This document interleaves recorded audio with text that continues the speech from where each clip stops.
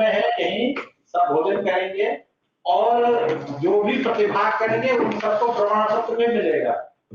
इसलिए भोजन भी मिलेगा और उसके बाद भोजन प्रमाण पत्र भी मिलेगा। भोजन किया रजिस्टर में सिग्नेचर करते रहिए। नहीं हो आप खड़ा कर लो, रजिस्टर नहीं हुआ उसी के आधार पर प्रमाण पत्र मिलेगा। हाँ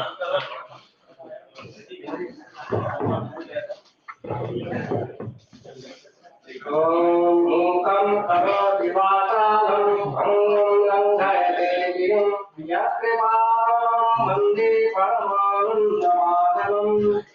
आज बड़ा ही सौभाग्य का समय है कि श्री शंकर शिक्षायतन वैदिक पूर्व संस्था एवं वास्तुशास्त्र विभाग के लाल बहादुर शास्त्री राष्ट्रीय संस्कृत विश्वविद्यालय नई दिल्ली के संयुक्त तत्वावधान में समायोजित राष्ट्रीय संगोष्ठी कादम्बरी दिवस के प्रथम सत्र में आप सभी विद्वजनों का मैं हार्दिक अभिनंदन और स्वागत करता हूँ, प्रणाम करता हूँ। इस सत्र के अध्यक्ष है परम आदरणीय पांडे गुरु जी, जो जिनका व्याख्यान उद्घाटन सत्र में हुआ है। अभी आप पूर्व अध्यक्ष ज्योतिष काशी हिंदू विश्वविद्यालय से यहाँ आए हैं, आपको मैं प्रणाम पूर्वक अभिनंदन और स्वागत करता हूँ। आज मुख्य वक्ता के रूप में हमारे मध्य विराजमान है परम आदरणीय त्रिपाठी सर, आप वास्तु विभाग के अध्यक्ष हैं, उत्तराखंड संस्कृत विश्वविद्यालय के पूर्व कुलपति है, संदीपनी वेद विद्यापीठ के आप सदस्य सचिव रह चुके हैं, अनेक दायित्वों का आपने निर्वहन किया है। आपका यश पूरे भारत में विख्यात है, अनेक ग्रंथों के आप लेखक हैं। आप हमारे अनुरोध को स्वीकार करके यहाँ व्याख्यान के लिए उपस्थित हैं। और दिल्ली विश्वविद्यालय से हमारे परम मित्र डॉक्टर उमाशंकर मिश्री उमाशंकर जी हैं, आप संस्कृत विभाग दिल्ली विश्वविद्यालय में आचार्य हैं। आपका व्याख्यान भी सत्र में उल्लेखित है, मैं आपका हार्दिक स्वागत और अभिनंदन करता हूँ। अब मैं व्याख्यान के लिए परम आदरणीय त्रिपाठी गुरु जी से निवेदन करता हूँ कि आप अपने व्याख्यान से हमें उत्तर करने की कृपा करें।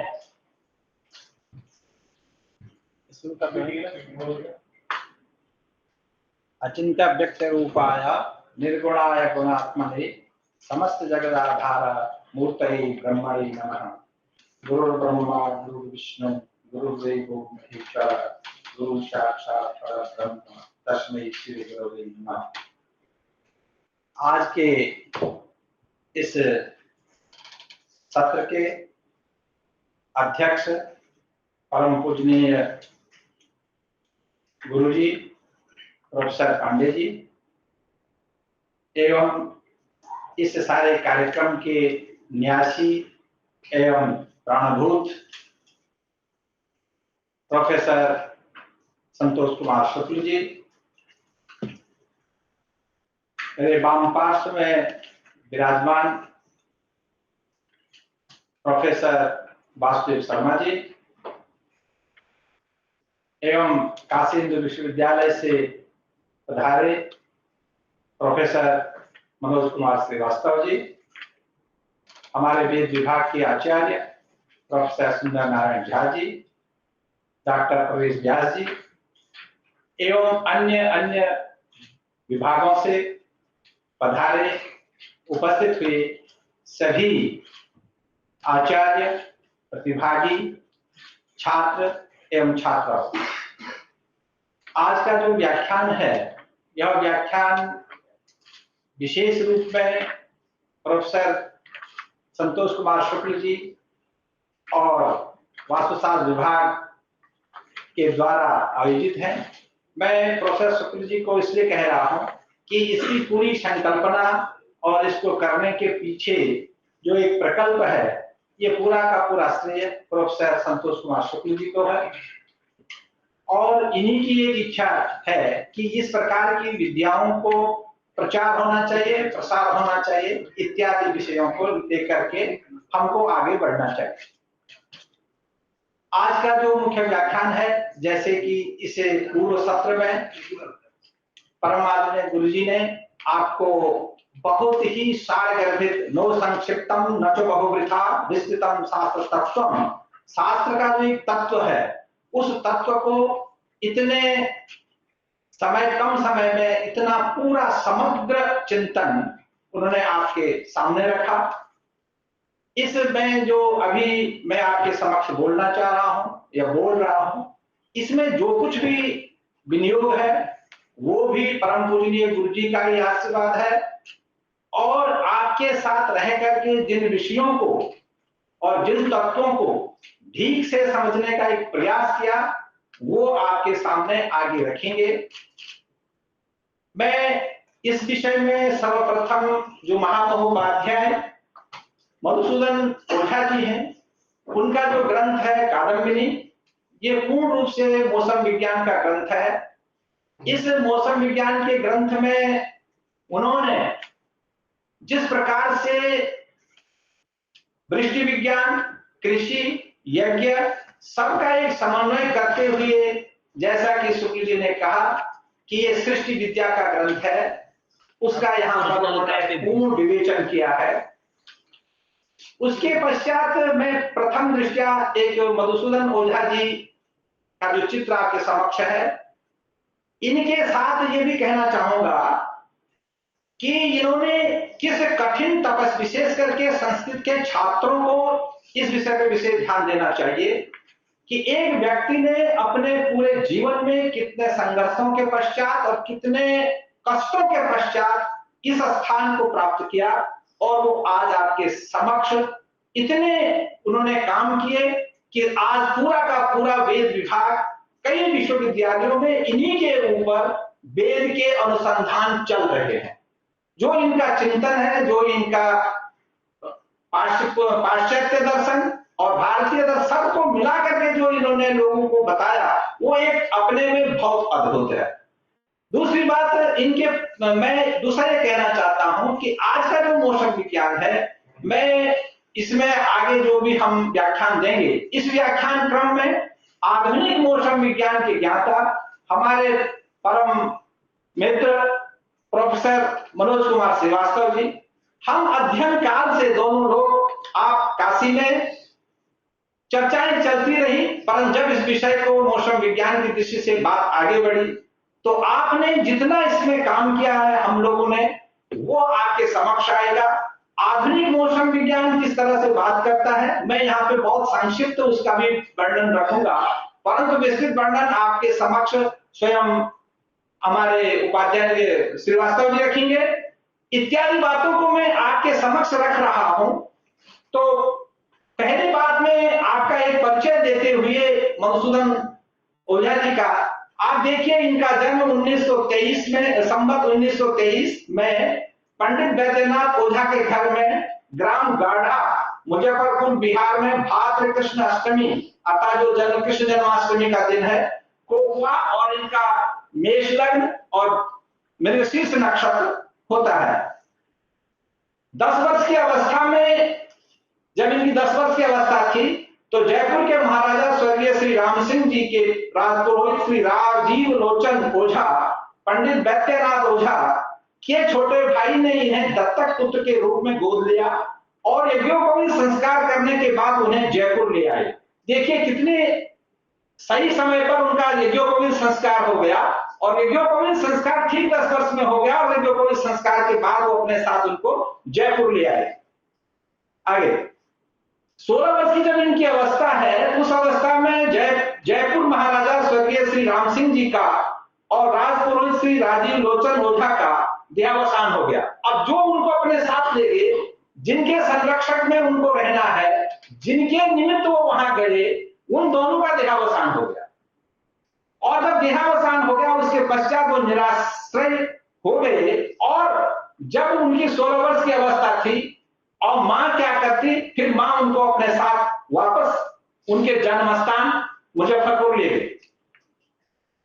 फिर जब 17 वर्ष की अवस्था में अलवर के राजगुरु पंडित चंचल ओझा की पुत्री से उनका विवाह हुआ, और उसी वर्ष अध्ययनार्थ ये वाराणसी गए।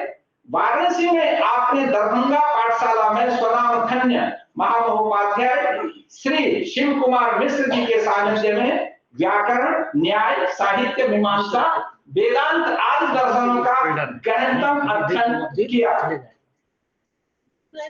23 वर्ष की अवस्था में ये पुनः जयपुर आए और संस्कृत कॉलेज में प्रोफेसर के पद पर नियुक्त हुए। और वहां पर इन्होंने अपने शोध के अध्ययन प्रारंभ किया। 23 वर्ष में अध्ययन शोध रिसर्च में ये अपना शुरू किया। जब 28 वर्ष की अवस्था में पांडित्य से अभिभूत होकर के जयपुर नरेश महाराजा माधव सिंह जी ने अपने निजी ग्रंथालय को इनके अधीन किया और साथ ही इन्हें अपनी धर्म सभा का सभापति बना करके आदर पूर्वक अपने पास रखा। इसके पश्चात आप आजीवन जयपुर में ही शास्त्र की सेवा करते रहे। वैदिक साहित्य में इनके 21 ग्रंथ प्रकाशित हुए। इनमें से कादम्बनी प्राचीन दृष्टि विद्या का एक अन्यतम ग्रंथ है। अब कादम्बनी के विषय में अब आप ये बताइए कि इतने गंभीर अध्ययन के पश्चात इन्होंने जब कादम्बनी पर अंतिम बहुत लंबे समय के बाद लिखा, तो इस कादम्बनी पर इन्होंने पूरा एक जिसको कहते हैं पूरा निचोड़ जो लिखा है। अब इसके बाद मैं कादम्बनी का परिचय आपके समक्ष रखता हूं। इस ग्रंथ में प्राचीन दृष्टि से वर्षा संबंधी सभी विषय बहुत ही स्पष्ट और सरलता से बताए गए हैं। वर्षा के गर्भधारण, 12 महीनों में के प्रत्येक दिन के लक्षण, योग, गर्भ आदि के अच्छे शकुन होने के कारण और अनेक प्रकार से शीघ्र वर्षा होने और न होने का विचार किया गया है। विभिन्न देशों में सुभिक्ष, दुर्भिक्ष, भूकंप, केतु, उल्कापात आदि का विस्तृत विवेचन इस ग्रंथ में किया गया है। यह ग्रंथ 4 अध्यायों में है। जैसे कि पीछे हमारे प्रोफेसर शुक्ल जी ने कहा, ये 4 अध्याय हैं। गर्भाध्याय, द्वादश मासिका अध्याय, निमित्ताध्याय, शकुन तत्कालाध्याय।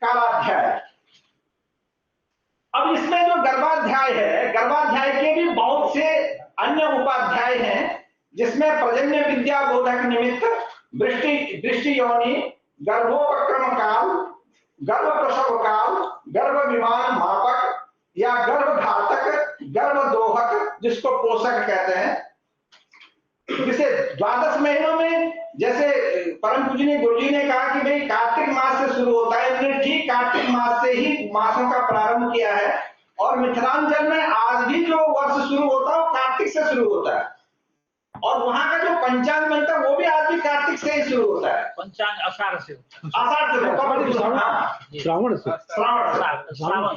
तो ये जो कार्तिक का महीना है, दृष्टि विज्ञान की दृष्टि से ये अपने में बहुत अद्भुत है। इसलिए जो 12 महीने हैं, और 12 महीनों में भी कार्तिक, मार्गशीर्ष, पौष, माघ, फाल्गुन, चैत्र, वैशाख, और वैशाख में अक्षय तृतीया का दृष्टि की दृष्टि से बहुत बड़ा महत्वपूर्ण स्थान है। इसलिए अक्षय तृतीया पर इन्हें अलग से उस पर विचार किया।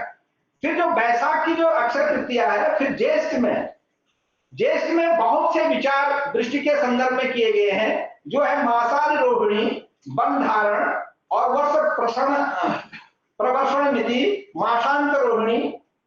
और आषाढ़ में 3 योग हैं, जिसको स्वाति योग, आषाढ़ी योग और रोहिणी योग। इन सब का दृष्टि के मापन में और दृष्टि के पूर्वानुमान में बहुत बड़ा विचार किया गया। फिर श्रावण, भाद्र, आश्विन, ये 12 महीने पूरे होते हैं। इस 12 महीनों के बाद हम आते हैं निमित्ताध्याय में, जिस निमित्ताध्याय के विषय में गुरु जी ने आपको सारांश में बहुत कुछ बताया। आप यहाँ देखिए, गर्भ रूप कैसा गर्भ होना चाहिए, बात, उत्पादक, स्थापक, मेघ, विद्युत, गर्जित और वृष्टि। यहां जाकर के वृष्टि हो रही है।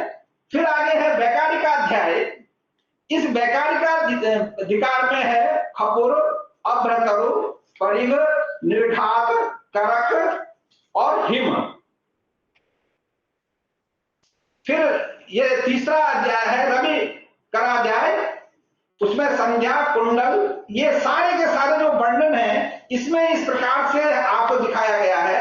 फिर उल्का अध्याय है, प्रकीर्णाध्याय है, राहु है, और राहु के लिए कीलक राहु, स्वर्भानु, नाग, सूर्यपात, ग्रहणपात, तारागृहेन्दुपात, ये बहुत से। अब जो केतु का वर्णन है, तो केतु का भी यहाँ बहुत अच्छा दृष्टि के संदर्भ में वर्णन आगे आता है। राहु के बाद आगे वर्ष में चलना। जो केतु है यहाँ देखिए, जल केतु है, ऊर्मी शीत केतु है, और भट्ट भव केतु है, और दानिक श्वेतक केतु है, और फिर उसमें पद्म केतु है। ये केतुओं की बहुत बड़ी लिस्ट है यहाँ, और इन्होंने बहुत ज्यादा वर्णन किया है। और विशेष करके जो राहु और केतु का वर्णन मैं यहाँ पर अलग से कहना चाहता हूं। जब हम संहिता ग्रंथों का विचार करते हैं और जब हम जातक ग्रंथों का विचार करते हैं, तो जातक का जो केतु है वो संहिता का केतु नहीं है, जातक का जो राहु है वो संहिता का राहु नहीं है। इस बात को विशेष करके ज्योतिष के और छात्रों को, लोगों को अलग अलग कर देना चाहिए। यहाँ जो राहु और केतु हैं वो दोनों भिन्न भिन्न है, और वो अलग राहु है और अलग केतु है। यहाँ के जो केतु हैं वो जो प्रायः जो आधुनिक दृष्टि से, जिसको हम कॉमेट कहते हैं, आकाश में जो धूमकेतु इत्यादि दिखाई देते हैं, उसको यहाँ पर केतु की संज्ञा दी गई है। केतु का यहाँ बहुत वर्णन है।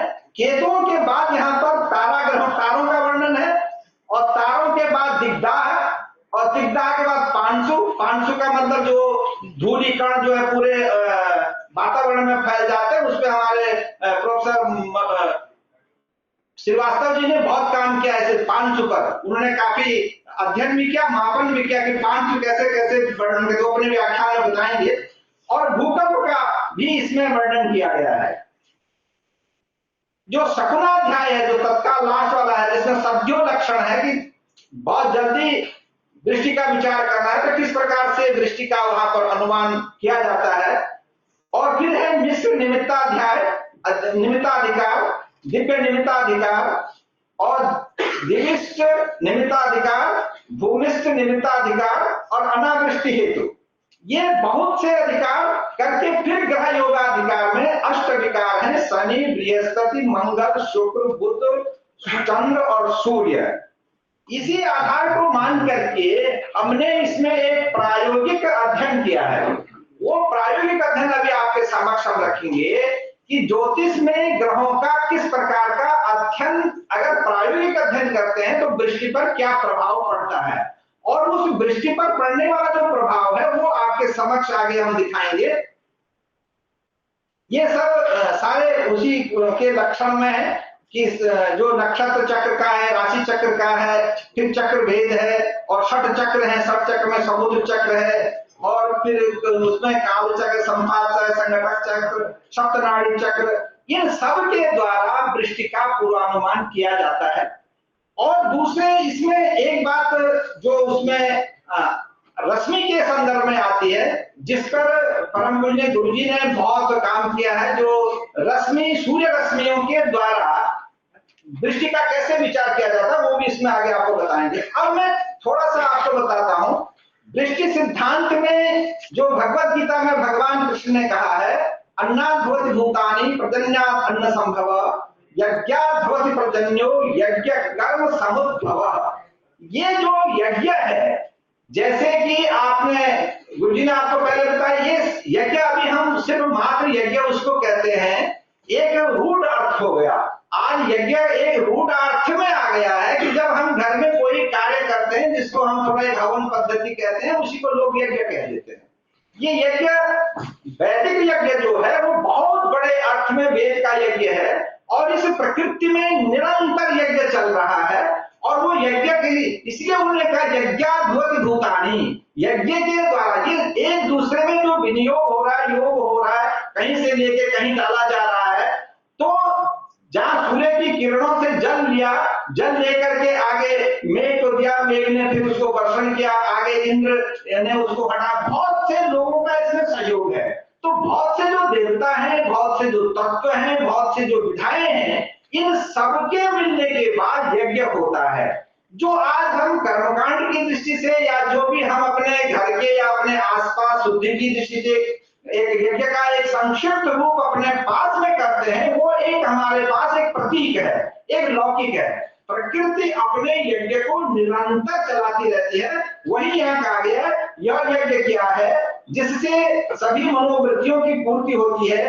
क्या वर्षा का यज्ञ के साथ संबंध है? आप मन जल की याज्ञिकता स्वरूप एवं उत्पत्ति कहां से कैसे हुई, जल के कौन कौन से निमित्त हैं, और वो कैसे जाने जा सकते हैं। अभी मैं एक हाइड्रो जो जल विज्ञान पे काम करते हैं उनके समक्ष एक बार मैं प्रस्तुत वाले वैज्ञानिक लोग थे, हमारे श्रीवास्तव जी जानते हैं। हमने कभी देखिए आधुनिक दृष्टि से भी और प्राचीन दृष्टि से भी जल यौगिक है, जल यौगिक है। तो आधुनिक अभी पीछे जल जब यौगिक है तो जब यौगिक होने के कारण जल में किन किन का योग है। अगर हम भारतीय दृष्टि से जल को देखते हैं तो जल में चार तत्वों का योग है। चार तत्वों के योग से जल बनता है, जिसमें आकाश की तन मात्रा, वायु की तन मात्रा, तेज की तन मात्रा और जल की तन मात्रा। इन चारों तन मात्राओं का जो सम्मिश्रण है वह जल रूप में हमारे समक्ष आता है। परंतु आधुनिक विज्ञान की दृष्टि से H2O जल है। तो H2O का मतलब है हाइड्रोजन के 2 परमाणु और ऑक्सीजन का 1। तो इसका अगर उसको हम 3 माने या 2 माने फिर भी 1 रह जाता है।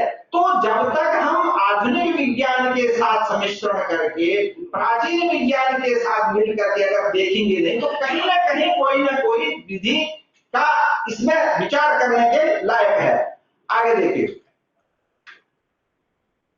जो अग्नि सोमा अग्नो सोमा बुद्धिर्यज्ञ, ये जो शब्द आया है और फिर आया है सर्वेषां देवानां आत्मा अयम यज्ञ। ये जो यज्ञ है, यज्ञ की जो सबसे प्रधानता दिखाई गई है वो आपको बहुत ही विचार करने के लिए है। और मैं आपको एक और दृष्टि यहाँ पर बताना चाहता हूं। यज्ञ के संदर्भ में एक कम्युनिस्ट ने बहुत बड़ी अच्छी किताब लिखी है और वो केरल से छपी है और उनका नाम है, वो अब है नहीं, पर उन्होंने यज्ञ में बहुत अच्छी किताब लिखी है जिसका नाम है जो थे अमृतपाल डांगे जी ने यज्ञ पर कम्युनिस्ट होकर के उन्होंने बहुत अच्छा एक ग्रंथ लिखा है।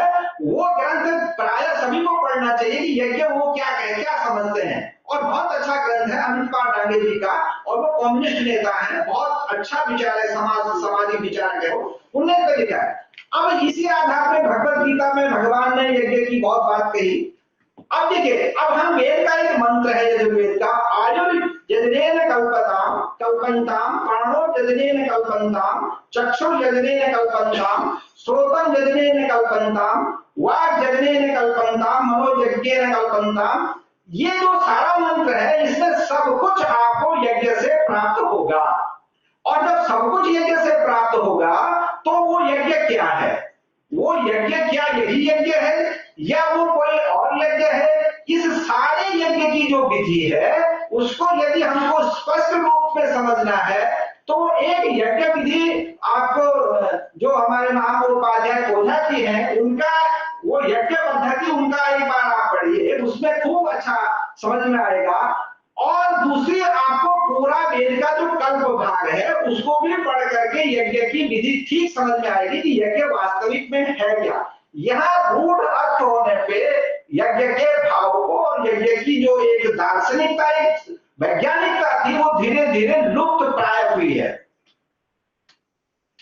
अब यहाँ देखिए, भारतीय चिंतकों ने दृष्टि के संदर्भ में पृथ्वी से आकाश, माने हम जहां रहे उसके आसपास की जो जिसको हम वातावरण कहते हैं, और दूरस्थ आकाश में जो हमको जहां ग्रह नक्षत्र दिखाई दे रहे हैं उससे हमारा संबंध है।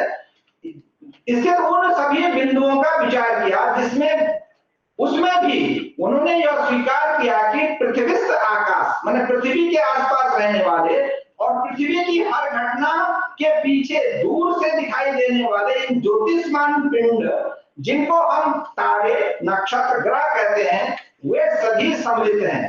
प्राचीन चिंतकों ने इस दृष्टि से विचार किया कि उन्हें अनुकूल परिणाम मिले जिसके साक्ष्य के रूप में हमारे सामने एक प्रचुर साहित्य विद्यमान है। मैं ये कहना चाहता हूं, अभी पीछे रहो, मैं यहाँ पर कहना चाहता हूं कि जो हमारे आचार्यों ने जितना भी विचार किया और जिस ढंग से उन्होंने, जैसे कि अभी परम पूज्य गुरु जी ने आपके समक्ष बताया, ये सारा विचार करने के बाद आखिर ये पूरे सृष्टि का और किसी भी तत्व का विचार करने के लिए उनके पास शास्त्र क्या है, अध्याय। तो यहाँ सभी शास्त्रों को मिला करके, सभी बिंदुओं को मिल करके एक ध्येय के रास्ते पे चलना है। उस पर हमारे जितने ऋषि हैं, चिंतक हैं, उन्होंने हर बिंदु का एक विचार किया। आगे अब देखिए, मैं थोड़ा सा यहाँ पे आधुनिक मौसम विज्ञान का सामान्य परिचय देते हुए आगे बढ़ता हूं, फिर आधुनिक अपने प्राचीन मौसम विज्ञान पे आएंगे और फिर एक समीक्षा पे आते हैं। देखिए, आधुनिक मौसम विज्ञान क्या करते हैं कि उसमें जो वृष्टि के मूल कारक क्या है, वहां वायु है, वायु का दाब है, तापमान है, मेघ है और भूमि है। ये 5 चीजें आधुनिक वृष्टि विज्ञान की दृष्टि से सबसे ज्यादा विचारणीय होते हैं। अब आगे देखिए, अब इसमें कुछ काशी हिंदू विश्वविद्यालय के भूभौतिकी विभाग के प्रोफेसर ब्रजरतन दास गुप्त का कहना है कि वायु एवं वृष्टि का परस्पर अन्योन्य संबंध है और वृष्टि के लिए हवा में पर्याप्त मात्रा में जल वाष्प कणों का होना आवश्यक है, वहीं उपयुक्त प्रकार की वायु का होना भी अनिवार्य है। हवा में पर्याप्त मात्रा में जल वाष्प हो परंतु उपयुक्त प्रकार की वायु न हो तो न तो मेघों की उत्पत्ति हो सकती है और न ही वृष्टि होगी। मौसम पूर्वानुमान की वैज्ञानिक विधि के संदर्भ में डॉक्टर युगल दास चट्टोपाध्याय जी का कहना है कि मौसम के भविष्य की अवस्था में प्रागुक्ति को मौसम पूर्वानुमान कहा जाता है। विभिन्न उपायों के लिए अलग अलग अवधि के पूर्वानुमान तैयार किए जाते हैं। देखिए क्या है इसमें, आधुनिक मौसम वैज्ञानिकों के अनुसार अवधि के आधार पर पूर्वानुमान 3 प्रकार से होते हैं: अल्पावधि पूर्वानुमान, मध्यमावधि पूर्वानुमान और दीर्घावधि पूर्वानुमान। जो अल्पावधि पूर्वानुमान यह 3 घंटे से 48 घंटे की अवधि के लिए तैयार किया जाता है। यह पूर्वानुमान प्रायः विमान सेवाओं के लिए उपयोगी होता है। मध्यावधि पूर्वानुमान इस अवधि में 3 से 10 दिन तक की होती है और इसकी आवश्यकता कृषि कार्यों में बुआई तथा कटाई की प्रक्रियाओं में प्रयोग किया जाता है। दीर्घावधि 10 दिन से अधिक समय के पूर्वानुमान को दीर्घावधि पूर्वानुमान कहा जाता है। यह 1 माह, 1 ऋतु अथवा 1 वर्ष का भी हो सकता है। यह हुआ कि नहीं हुआ हमारे श्रीवास्तव जी बताएंगे। इस संबंध में सर्वप्रथम किए गए प्रयासों का श्रेय जो आधुनिक मौसम विज्ञान सबसे बड़ा श्रेय किसको देते हैं, तो ये कहते हैं कि जो वैज्ञानिक गिलबर्ट वाकर 1914 में हुए, जिन्होंने इसको अपने क्रम से इसको व्यवस्थित किया और इसको आगे बढ़ाने का इन्हें सबसे बड़ा योजना शुरू की। अब इन सभी प्रकार के आधार पर उन्होंने 6 समाश्रय समीकरण तैयार किए और इनके सहसंबंध गुणांक के मानकों की भी गणना की। इससे यह पाया गया कि ये समीकरण 5 से 10 वर्ष के लिए उपयोगी हो सकते हैं। इसके बाद ये पुनः समीकरण नए तैयार करने पड़े। अर्थात जो पद्धति ये विकसित किए हैं या जो भी चीजें बनाएंगे 10 वर्ष तक ये काम करेगी। 10 वर्ष के बाद फिर से एक समीक्षा करनी पड़ेगी और समीक्षा के बाद फिर आगे उसको स्थापित करना होगा। संप्रति भारतीय मौसम विज्ञान द्वारा जून के प्रथम सप्ताह में समाश्रय समीकरण के आधार पर भारतीय मौसम का पूर्वानुमान किया जाता है। जून में पूर्वानुमान होता है। मौसम पूर्वानुमान की दृष्टि से भारत को 2 क्षेत्रों में विभक्त किया जाता है और ये 2 क्षेत्र हैं। जो आधुनिक मौसम विज्ञान जब पूर्वानुमान करता है वर्षा का, तो 2 क्षेत्रों में बांटता है। पहला क्षेत्र है उत्तर पश्चिम भारत, उत्तर पश्चिम भारत में जम्मू कश्मीर, पश्चिमी उत्तर प्रदेश, हरियाणा, पंजाब, हिमाचल, उत्तराखंड, दिल्ली और चंडीगढ़ तथा राजस्थान को लिया जाता है। और दूसरा है दक्षिण भारत। दक्षिण भारत में महाराष्ट्र, गुजरात, मध्य प्रदेश, तेलंगाना, उत्तरी कर्नाटका और तटवर्ती कर्नाटका एवं तटीय आंध्र प्रदेश को लिया जाता है। इन दोनों क्षेत्रों को लेकर के फिर पूर्वानुमान किया जाता है और भारत के इन 2 क्षेत्रों के लिए ही विशेषकर मौसम का पूर्वानुमान भी किया जाता है। क्यों? इन 2 क्षेत्रों के मौसम में प्रतिवर्ष काफी परिवर्तन दिखाई देते हैं, जबकि देश के अन्य भागों की स्थिति इससे भिन्न है। अन्य भागों में प्रतिवर्ष मौसम की पर्याप्त वर्षा होने के कारण पूर्वानुमान की आवश्यकता प्राय नहीं होती है। भारतीय मौसम के पूर्वानुमान की जो विधियां हैं, भारतीय मौसम का पूर्वानुमान समाश्रय समीकरण के आधार पर किया जाता है और इस समीकरण में पूर्वानुमान किए जाने वाले वर्ष के आंकड़ों पर आधारित निम्नलिखित 5 मानक उपयोग में लिए जाते हैं। वो 5 क्या है, उन पे आप सारांश से बात करते हैं। जिस वर्ष की मानसून वर्षा का पूर्वानुमान हमको करना होता है, उस वर्ष मार्च के महीने का जैसलमेर, जयपुर, कलकत्ता का औसत निम्न तापमान लिया जाता है और उसमें यह पाया गया है कि जिस वर्ष इन स्थानों का तापमान औसत तापमान से अधिक हो उस वर्ष मानसून की वर्षा दक्षिण भारत में सामान्य से अधिक होगी। अब देखिए कैसे संबंध, तापमान उत्तर का ले रहे हैं कल और वर्षा दक्षिण में हो रही है।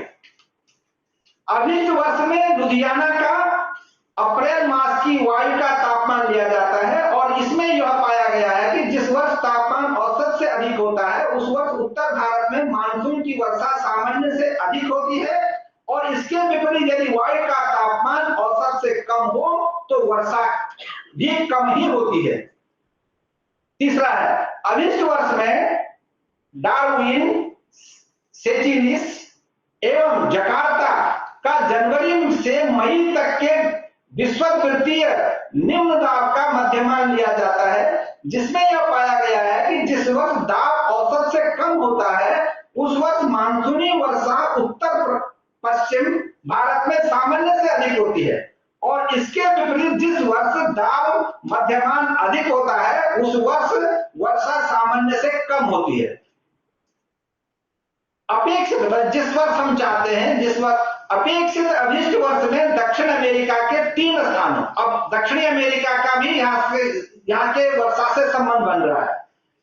कार्डोवा, सेंटियानो एवं बुइनस एड्रेस का अप्रैल तथा मई के दाब का मध्यमान लिया जाता है और इसमें यह पाया गया है कि जिस वर्ष यह मध्यमान औसत से कम होता है उस वर्ष संपूर्ण भारत में मानसून की वर्षा सामान्य से अधिक होती है और इससे भिन्न जिस वर्ष यह मध्यमान औसत से अधिक होता है उस वर्ष मानसून की वर्षा औसत से कम होती है। इसलिए बहुत से जो वर्षा वैज्ञानिक हैं ये दक्षिणी अमेरिका की यात्राएं इन महीनों में खूब करते हैं। अब देखिए, अपेक्षित इस वर्ष में अप्रैल मास का उच्च स्तरीय कटक अक्ष 75 अंश पूर्वी देशांतर रेखा पर स्थित होता है। इसमें यह पाया गया है कि जिस वर्ष यह कटक अक्ष 14.25 अंश उत्तरी अक्षांश के उत्तर में होता है उस वर्ष मानसून की वर्षा समग्र भारत में सामान्य से अधिक होती है और जिस वर्ष यह कटक 14.25 उत्तरी अक्षांश से दक्षिण में होता है उस वर्ष वर्षा सामान्य से कम होती है। अब याद देखो, आधुनिक मौसम विज्ञान के इन 5 के अनुसार जनवरी से मई तक उक्त 5 मानकों के द्वारा निर्दिष्ट स्थानों के आंकड़े लिए जाते हैं। जनवरी से और मई तक लिए जाते हैं और इसके पश्चात जून में भारतीय मानसून का पूर्वानुमान किया जाता है। मुख्य रूप से निर्दिष्ट स्थानों का ताप दाब लिया जाता है। अतः यह कह सकते हैं कि इस विधि में स्थान, भूमि, क्षेत्र, वायुदाब और तापमान का प्रयोग किया गया। अब देखिए, अब हम प्राचीन भारतीय वृष्टि विज्ञान की चर्चा करेंगे और उसमें क्या निमित्त है, किस प्रकार के किन किन चीजों का हम ध्यान रखते हैं प्राचीन वृष्टि विज्ञान में। भारत एक कृषि प्रधान देश है, अतः एवं भारत में मानसून के आगमन का समय और उसकी तीव्रता के विषय में पूर्वानुमान प्राप्त होने की जिज्ञासा आदिकाल से चली आ रही है, जिसका विस्तृत उल्लेख वैदिक एवं वैदिकेतर साहित्य में प्रचुर रूप से उपलब्ध होता है। वैदिक काल से ही भारत कृषि प्रधान देश रहा है। आदिकाल से आज तक भारतीय अर्थव्यवस्था का मूल कृषि ही रही है। कृषि का आधार पूर्ण रूप से वृष्टि ही है। अच्छी वृष्टि होने से कृषक के साथ सभी देशवासी प्रसन्नचित्त हो जाते हैं और उसमें खुशी की लहर फैल जाती है। प्राचीन काल से ही भारतीय मनुष्यों ने सर्वाधिक प्रयत्न वृष्टि के पूर्वानुमान पर किया और इसके परिणाम के रूप में हम वेदों, पुराणों, ज्योतिष के संहिता ग्रंथों में इस संदर्भ में प्रचुर सामग्री उपलब्ध होती है। देखिए, ये वैदिक मंत्र है और इस मंत्र में इंद्र कह रहा है कि इंद्र ने जलों को रोककर रखने मेघों को बरसाया तथा पर्वतों की चोटियों पर बैठकर जल रूपी धन को रोक कर रखने वाले आवरणशील मेघों को नीचे गिराया। जब इंद्र ने शक्ति से वृत्त को मारा तो उसके बाद सूर्य ने अपना प्रकाश फैलाया। ये एक वर्णन है, इसकी मीमांसा समीक्षा करना, ये सिर्फ एक संदर्भ के रूप में मेघों का वर्णन, प्रयोग और क्या विधि है वो एक, उसमें भी एक बहुत बड़ी वैज्ञानिक विधि है, अभी मैं उस पर नहीं जाना चाहता।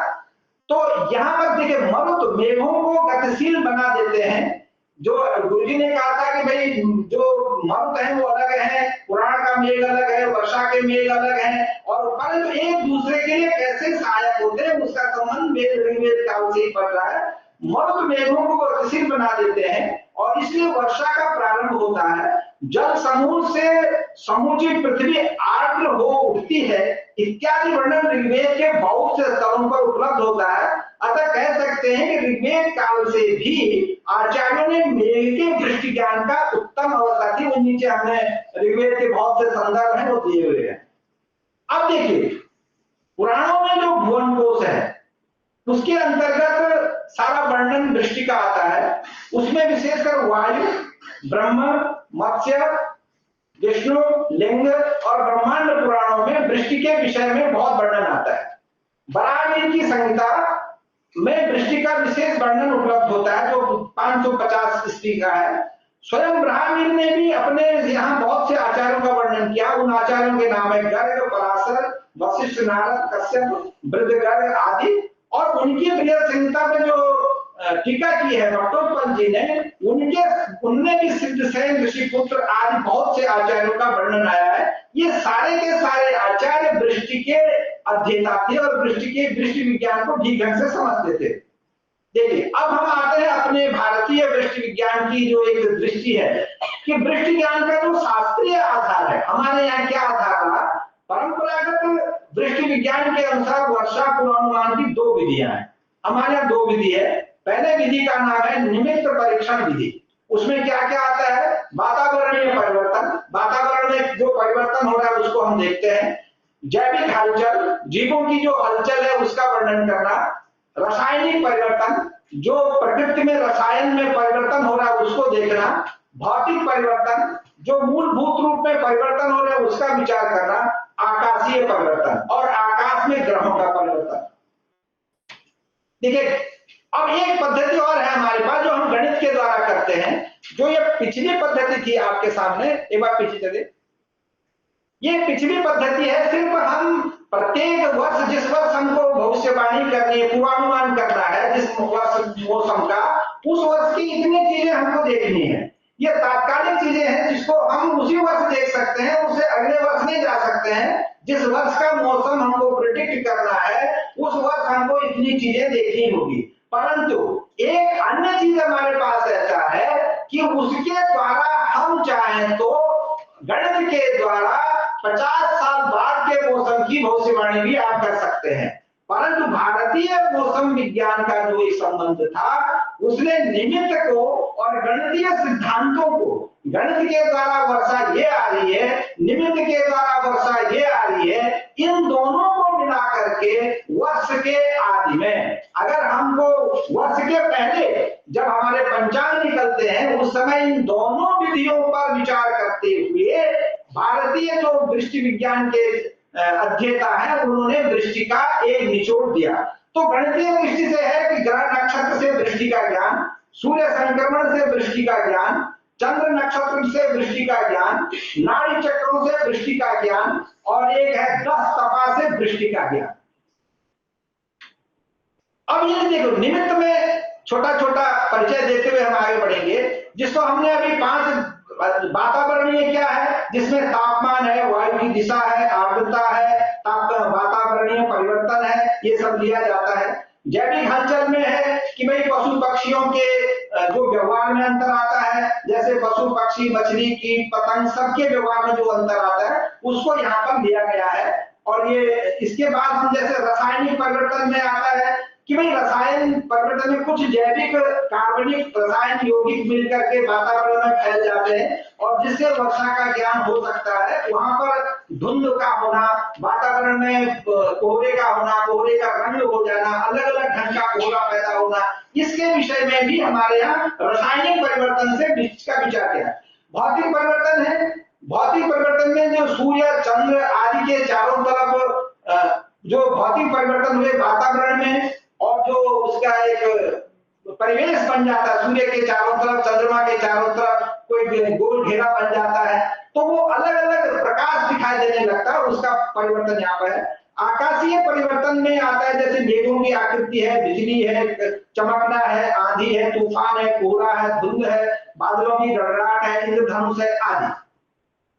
गणितीय परिवर्तन में देखिए, गणितीय जो सिद्धांत मैंने पीछे बताए थे उसमें ग्रह नक्षत्रों के द्वारा हम गणना करते हैं और गणना करने के बाद हमारे मौसम को बताया जा सकता है। तो गणना तो हम इस वर्ष से हम चाहे 50 साल बाद की भी गणना गणित से हम कर सकते हैं और उसमें जो ग्रहों की स्थिति है उसके आधार पर मौसम को बताया जा सकता है। जैसे बुध या शुक्र का वक्रगामी होते हैं तो तब वर्षा की कम संभावना बनती है और जब शनि एवं मंगल धनिष्ठा नक्षत्र में स्थित होते हैं तो वर्षा का कोई भी संभावना नहीं बनती है। अब ये धनिष्ठा नक्षत्र में मंगल और शनि कब आएंगे ये तो हम गणित से कभी भी बता सकते हैं, कितने वर्ष बाद का भी बता सकते हैं, कब शुक्र बकरी होगा, कब बुध बकरी होंगे ये भी बताया जा सकता है। तो इससे ये सिद्ध होता है कि आप कई वर्ष पहले से ही मौसम का आदि 50% भविष्यवाणी के लिए आप तैयार हो सकते हैं। सूर्य का संक्रमण कब होगा, कब सूर्य संक्रांति कब आएगी उसको भी आप पहले बहुत दिन बता दें। चंद्र नक्षत्र में दृष्टि ज्ञान, चंद्रमा का जो नक्षत्र है जिसमें रोहिणी वास है के सिद्धांत को सूर्य मेष राशि में प्रवेश करता है उस समय चंद्र अधिष्ठान नक्षत्र से नक्षत्रों की गणना रोहिणी तक करनी चाहिए। यदि संख्या 1, 2, 8, 9, 15, 16, 22, 23 हो तो रोहिणी का वास समुद्र में माना जाता है और वर्षा अधिक होती है।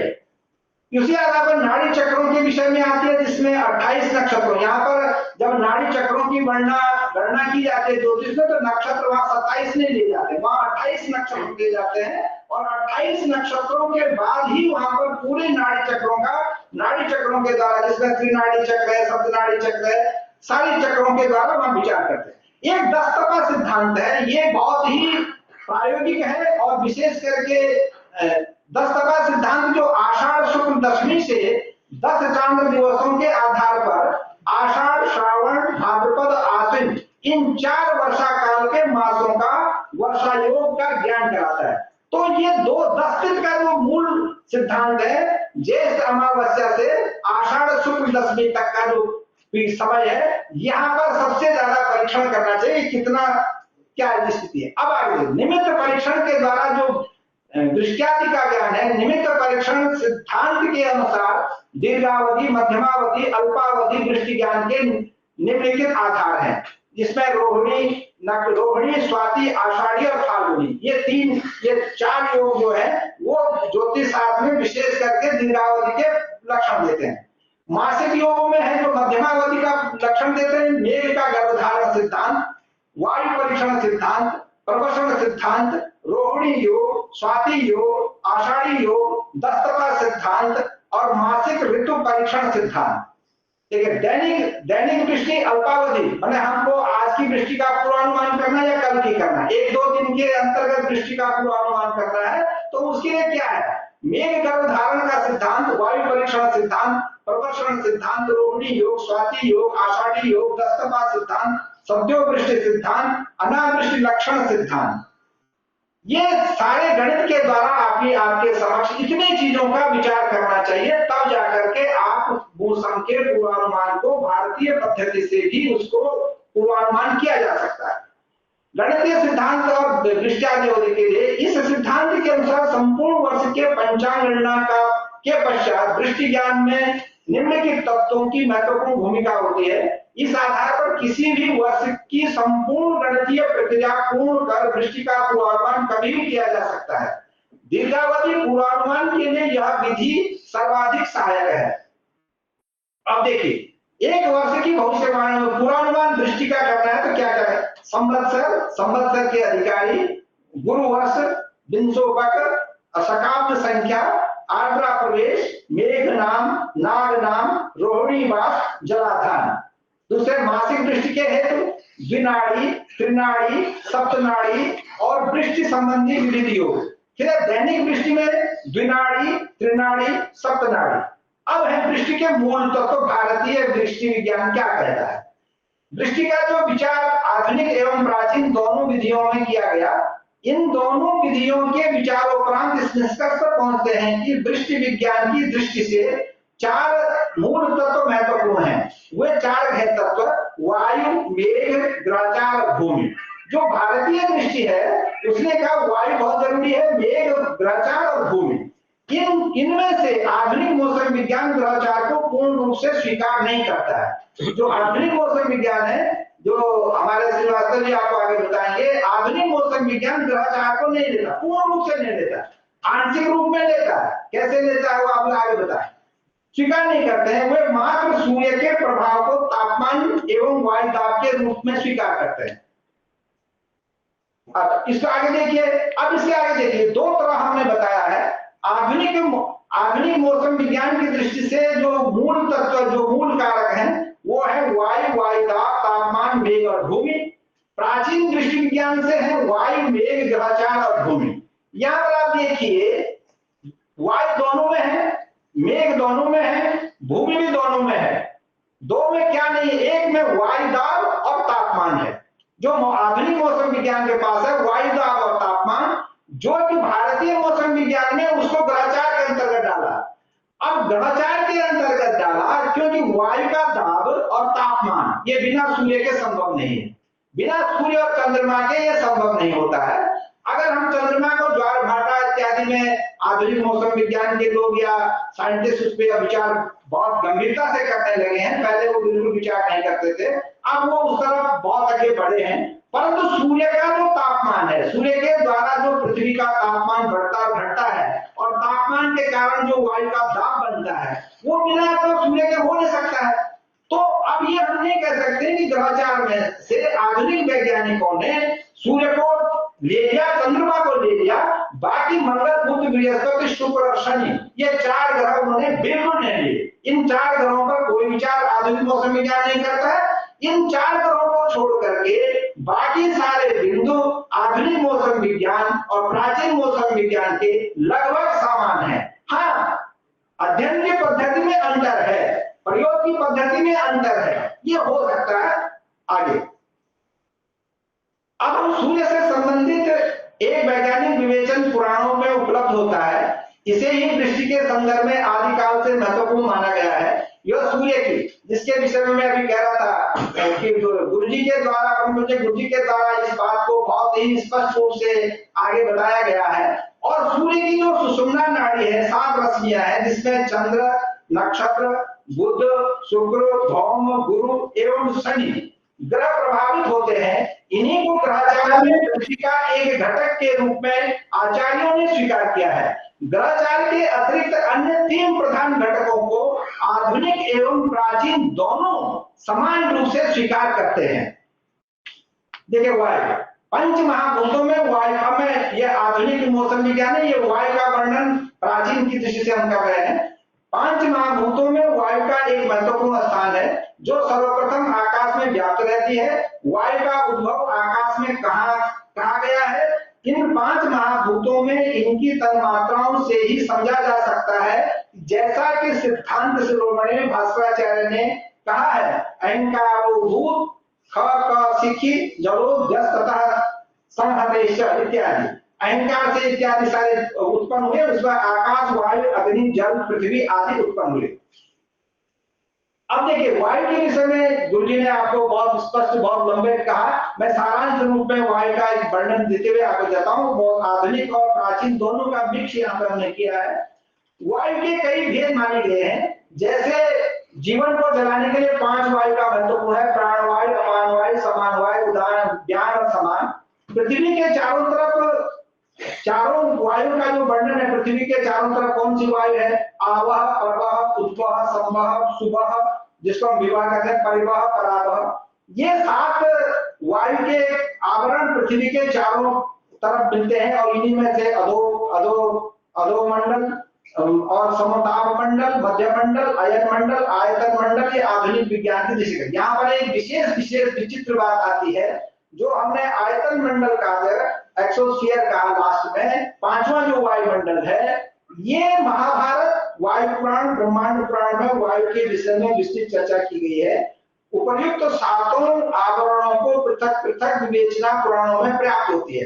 परंतु ये आयतन मंडल है, इसके विषय में महाभारत में एक बहुत अच्छी बात कहा गई है। और ये जो आधुनिक मौसम विज्ञान भी इस बात को स्वीकार करता है कि ये जो आयतन मंडल है, इस आयतन मंडल का मापन या इसकी सीमा निश्चित नहीं रहती है। ये कई किलोमीटर फैल जाता है और कभी बहुत नीचे आता है। 100 वायु दुरतिक्रम, ये जो अंतिम वायु है इसको महाभारत में कहा गया है कि ये बड़ा दुरतिक्रम वायु है। इसका जो दाब है, ये इसका क्षेत्र घटता बढ़ता रहता है और बड़ा दुरतिक्रम, इसके क्रम को समझना काफी कठिन है। ये महाभारत उसको कहता है और इसी बात को आधुनिक विज्ञान भी उस बात को कहते हैं कि इसका जो क्षेत्र है वो घटता बढ़ता रहता है।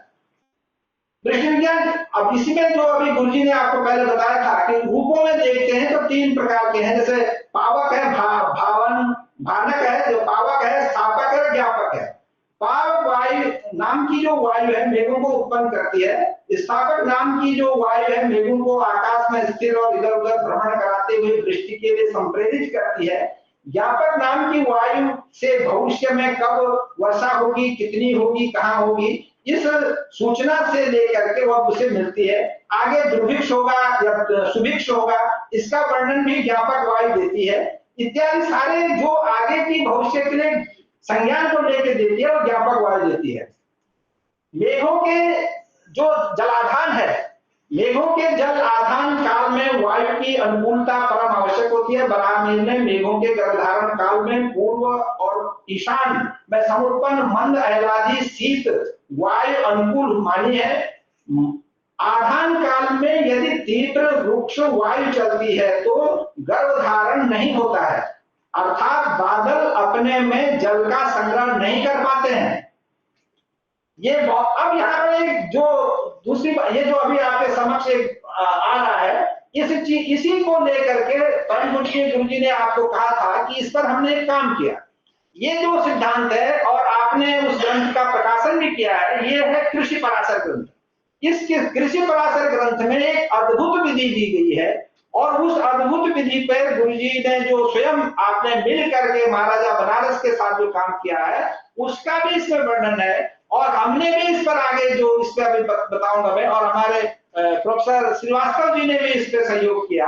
तो इसमें क्या संगति है, कैसे, तो जो गुरुजी ने इसमें पूरी प्रविधि है इसमें कि कैसे हम पौष महीने का वर्णन है। इसमें है कि कृषि के विवेचन प्रसंग में महर्षि पराशर ने केवल वायु के आधार पर वार्षिक वृष्टि के एक अच्छी अद्भुत विधि दी है।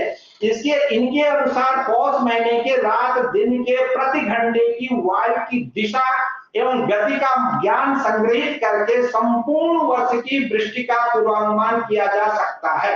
इसीलिए गुरुजी ने कहा कि हमने छत पे टेंट लगाया था, क्योंकि हर घंटे की वायु का परीक्षण करना है और झंडा गाड़ के, जिसको कहते हैं झंडा गाड़ा है और झंडे के द्वारा वायु का परीक्षण किया कि भाई झंडा के द्वारा वायु को देखना है कि किधर को वायु बह रही है, किस दिशा में बह रही है। और जब मौसम विज्ञान के अनुसार हम दिशा का वर्णन करते हैं तो दिशाएं 8 नहीं, वहां 16 और 32 दिशाओं का भी बात की जाती है। तो 16 और 32 दिशाओं में भी उसको मापन करके उसको देखा जाता है। तो यहाँ पर अब आप ये बताइए कैसे वहां पर एक बहुत अच्छी प्रविधि दी गई है कि पौष मास का जो पौष शुक्ल कृष्ण पक्ष से 30 तिथियां दी गई है। तो ये पूरी गणना इसमें की गई है, आप उसको देख सकते हैं आगे। अब इसके संदर्भ में आगे हम आपको बताएं। अब यहाँ देखिए पौष मास की, आगे बढ़िए, पौष मास की वायु के मापक के अतिरिक्त प्रत्येक मास की वायु का परीक्षण करके भी वर्ष भर की वृष्टि का ज्ञान किया जा सकता है। श्रावण मास तक कृषि हेतु वृष्टि का एक अच्छा विचार किया गया है। इसी संदर्भ में कहते हैं कि श्रावण मास में रोहिणी के समय यदि वर्षा न हो तो कृषि कर्म प्रारंभ करने का परिश्रम व्यर्थ होता है। इस संदर्भ में भाग की उक्तियां भी विचारणीय है। माघ पुष जो दक्षिणा चले तो सावन के लक्षण भले, पानी बरसे आधे पुष आधा गेहूं आधा भूस। तो इत्यादि इसमें बहुत वर्णन आया हुआ है। अब इसमें मेघ के संदर्भ में जो गुरुजी ने आपको बताया था कि धूमत ज्योति संग्रह, बहुत से वर्णन इसमें मेघ के विषय में आया है। अब मेघों के जो 4 वर्णन बताए थे, आगे चलिए। संवर्तक मेघ, आवर्तक मेघ, पुष्कर मेघ, द्रोण मेघ, आवर्तो मृतलो मेघो, संवर्तश्च बहुतकः, पुष्करो दुष्करो जलो, द्रोणो सस्य प्रपूरकः। ये शब्द अब ये सारे आवत मेघ, आगे चलिए, आवत मेघ, अल्प वर्षा, संवर्त वायु पीड़ा इत्यादि सारा वर्णन इसमें बता। मैं अभी आपको जो दिखाना चाहता हूं उस पर आ रहा हूं। ये सारे मेघों का वर्णन इसमें आया हुआ है। आगे चलिए, और आगे आगे और आगे, ये इसमें इसको थोड़ा पीछे चलिए। इसमें आप देखेंगे यहाँ पर जो गर्भधारण के समय में मेघ कैसे होने चाहिए, क्या होना चाहिए, ये सारा वर्णन इसमें आया हुआ है। और ये बृहद संहिता का और इसी ये अपने जो कादम्बरी ग्रंथ में भी ये वर्णन है।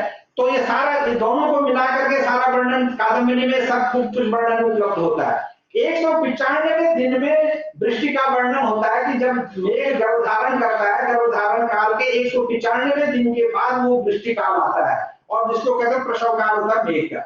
अब यहाँ देखिए जो ग्रहचार है, ग्रहचार में जो सुषुम्ना नाड़ी है चंद्र, आगे चलिए, यहाँ देखिए ये ग्रहचार है। यहाँ पर जो सूर्य की रश्मियां हैं, सूर्य की रश्मियां जो 7 रश्मियां हैं वो 7 चिन्हों से संबंध रखती है, 7 ग्रहों से। सुषुम्ना का संबंध चंद्रमा से, हरिकेश का संबंध नक्षत्र से, विश्वकर्मा का बुध से, और विश्ववचा का शुक्र से, और संयत वसु का फोम से, अरवा वसु का गुरु से, और स्वराट का शनि से। ये सारे ग्रहों का संबंध इन सूर्य की रश्मियों का इन ग्रहों से संबंध है। आगे देखिए, ये जिसको कहेंगे सहस्त्र रश्मि वाला सूर्य है, देखिए इसमें जो दृष्टि सर्जना रश्मियां हैं वो 400 हैं, और जो हिम सर्जना रश्मियां हैं वो 300 हैं, और जो भर्व सर्जना रश्मियां हैं वो आपके सामने 800 नाड़ियां। इन सबको मिला देंगे तो सहस्त्र हो जाता है। इसलिए सहस्त्र रश्मि सूर्य कहा गया है। 1000 किरणों वाला जो सूर्य है वो यही है। नहीं तो अगर सूर्य की किरणों को आप गिनेंगे तो वहां 1000 नहीं, वहां तो इन्फिनाइट होंगे।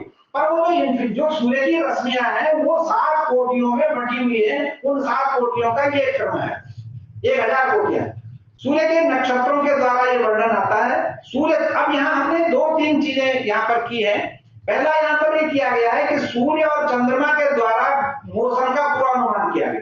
सूर्य का किस नक्षत्र में सूर्य है और किस नक्षत्र में चंद्रमा है, सूर्य और चंद्रमा के नक्षत्रों को देखा गया। देखने के बाद थोड़ा समय लगेगा अभी, हाँ थोड़ा भोजन थोड़ा हल्का लेट होगा, मैं इसको पूरा जल्दी कर रहा हूं। मैं ये कहना चाह रहा हूं कि जो सूर्य और चंद्रमा का जो विचार यहाँ पर किया गया है, तो सूर्य चंद्रमा से, अगर सूर्य का नक्षत्र स्त्री संज्ञक और पुरुष संज्ञक, तो चंद्रमा और सूर्य के नक्षत्र जो है स्त्री संज्ञक और पुरुष संज्ञक नक्षत्रों में यदि है, तो अगर एक दूसरे के पुरुष संज्ञक और स्त्री संज्ञक नक्षत्रों में रहते हैं तो वर्षा होगी, ऐसा वर्णना। तो इस दृष्टि से आगे ये सूर्य के नक्षत्र हैं, ये आगे चंद्रमा के नक्षत्र आए। आगे चलिए, अब इनके पश्चात इसके आगे चलिए, इसके बाद ये अभी हम आगे जो हमने नक्षत्रों, ये भूमि के लक्षण है जो अभी हमने कहा। भूमि हमारे यहाँ 3 प्रकार की भूमि है। एक अनुकूल भूमि है, जांगल भूमि है, मिश्र भूमि है। अनुकूल जांगलो मिश्रो त्रिधादेषु बुधेगत तत्तत् स्वभावं विज्ञाय जलवृष्टिं निवेदयेत्। ये देखिए, ये 3 मेघ है। वृष्टि का आकलन अब हम आकलन कर रहे हैं, इसमें अब आ गए।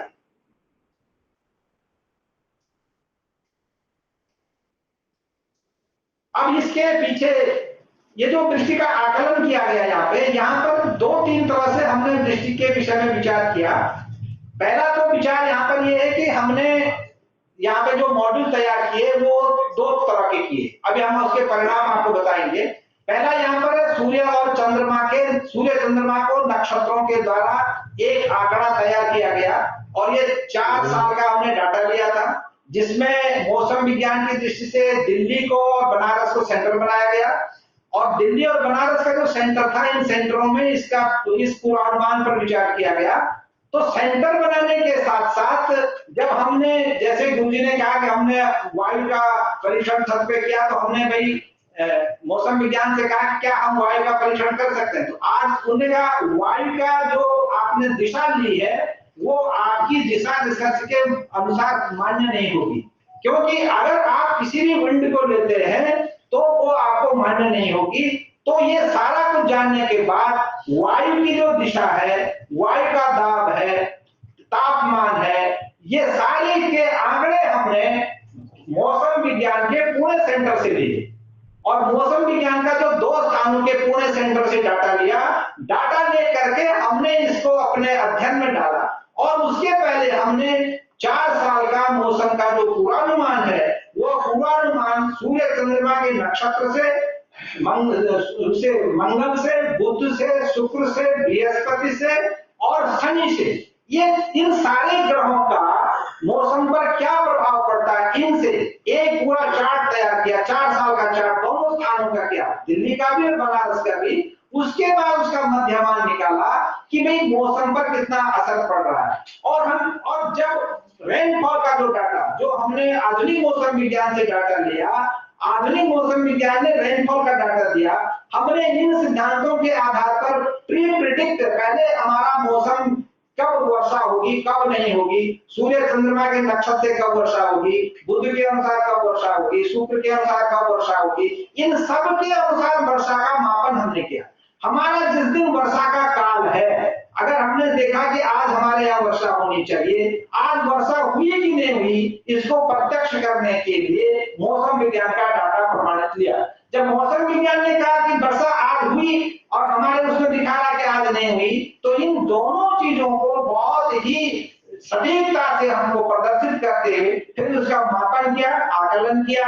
उसमें हमारे श्रीवास्तव जी की बहुत बड़ी सहयोग उसमें प्राप्त हुआ। इसके पश्चात हम दूसरा एक और इसमें और बात करना चाह रहे हैं कि जो गुरुजी ने जो बनारस के कृषि अनुसंधान संस्थान जो बनारस का है, एग्रीकल्चर इंस्टीट्यूट बनारस यूनिवर्सिटी में, वहां पर एक ने अपना रिसर्च प्रस्तुत किया था। 100 साल के पंचांगों का डाटा लिया, 100, और उसके 2 सुपरवाइजर गुरुजी थे और एक मिश्रा जी उसके सुपरवाइजर थे। उनका जो डाटा आया, उस डाटा के अनुसार जब उन्होंने अपने पूरी थीसिस का जो पूर्वानुमान का जो रिजल्ट आया, वो रिजल्ट बड़ा आश्चर्य है। उस रिजल्ट में 75% से अधिक भविष्यवाणियां पंचांगों की सही हुई। और उसी जो गुरुजी ने जो ये कृषि पराशर के आधार पर पौष महीने का जो मौसम को मापन किया और उसका जो निरीक्षण और परीक्षण किया, उसमें भी 75% से ऊपर का मौसम प्रेडिक्ट हुआ, जैसा कि आपने बताया भी है। अब मैं आपको बड़ा सारांश में ले जाता हूं, क्योंकि सतम व्याय भोक्तव्यम कहा गया है। ये देखिए, ये जो डाटा पिछले जो उनके हमारे जो यहाँ पर मैं बता रहा हूं, सिर्फ पंचांग द्वारा, ये आगे चलिए, आगे इसके पीछे दीक्षित पंचांग द्वारा प्राप्त वर्षीय वर्षा के आंकड़ों का आधुनिक मौसम विज्ञान द्वारा प्राप्त वर्षा के आंकड़ों के साथ तुलना अध्ययन करने में यह पाया गया कि दैनिक पंचांग से वर्षा पूर्वानुमान 75% सही रहा। यह अध्ययन आधुनिक वर्षा में हाँ या ना में प्रदर्शित किया गया और इस संदर्भ का पूर्ण चित्रण चित्र नंबर 1, 2 में और 3 में दिखाया गया है। ये देखिए, ये इसमें इस चित्र में सब दिखाया गया है कि कितनी वर्षा हुई, कब कब हुई। जो 75% है वर्षा हुई, जो ये पूरा क्षेत्र दिखाई देगा आपका एक बड़ा वाला फील्ड, ये सही भविष्यवाणी का फील्ड है। इसमें भी ये अलग अलग इसमें भी ये दिखाया गया कि ये 88% इस मौसम में, यहाँ पर 88% का समर सीजन है, ऊपर लिखा समर सीजन में 3% भविष्यवाणी सही हुई। नेक्स्ट में चलिए, ये रेनी सिस्टम जो रेनफॉल वाला जो महीना था, उसमें 49% भविष्यवाणी सही हुई। इसमें आगे जाएंगे तो विंटर सीजन में जो है 87 भविष्यवाणी सफल हुई। अब इसमें एक काम इसमें और कर रहे हैं, अब इसके आगे चलिए। ये इसके अतिरिक्त IIT रुड़की के एक वैज्ञानिक हैं जिनका नाम है आचार्य प्रोफेसर SK त्रिपाठी। इन्होंने अपने शोध में इस बात को लिखा है और इन्होंने सूर्य का अध्ययन किया और सूर्य के नक्षत्र को हमारे यहाँ आर्द्रा प्रवेश कहा जाता है। हम लोग सोचते हैं कि शायद आर्द्रा प्रवेश, पंचांग, नक्षत्र, ग्रह ये हम ही जानते हैं और हमारे पास ही है और हमें इसके अधिष्ठाता है। ऐसा नहीं है। प्राचीन जो भारत बाहर के लोग हैं बहुत सूक्ष्म दृष्टि से उसका विचार कर रहे हैं। इन्होंने सिर्फ आर्द्रा प्रवेश से लेकर के पूरे साल भर का सूर्य पर काम किया कि सूर्य कब किस नक्षत्र में जा रहा है और क्या वर्षा हो रही है और कितना हो रहा है। तो ये रुड़की वाले ने बहुत अच्छा काम किया। ये गर्भ धारण का काम है। इसके विषय में आगे बढ़िए। मैं अभी आपको जो दिखाना चाह रहा हूँ वो दिखा देता हूँ। ये जो यहाँ पर सप्तनाड़ी चक्र है, इसमें कौन कौन नक्षत्र किस नाड़ी में आते हैं, उसके स्वामी कौन होते हैं, इसके द्वारा मौसम को प्रेडिक्ट किया जाता है। इसके आगे चलिए भी उसमें, अब यहाँ चलिए,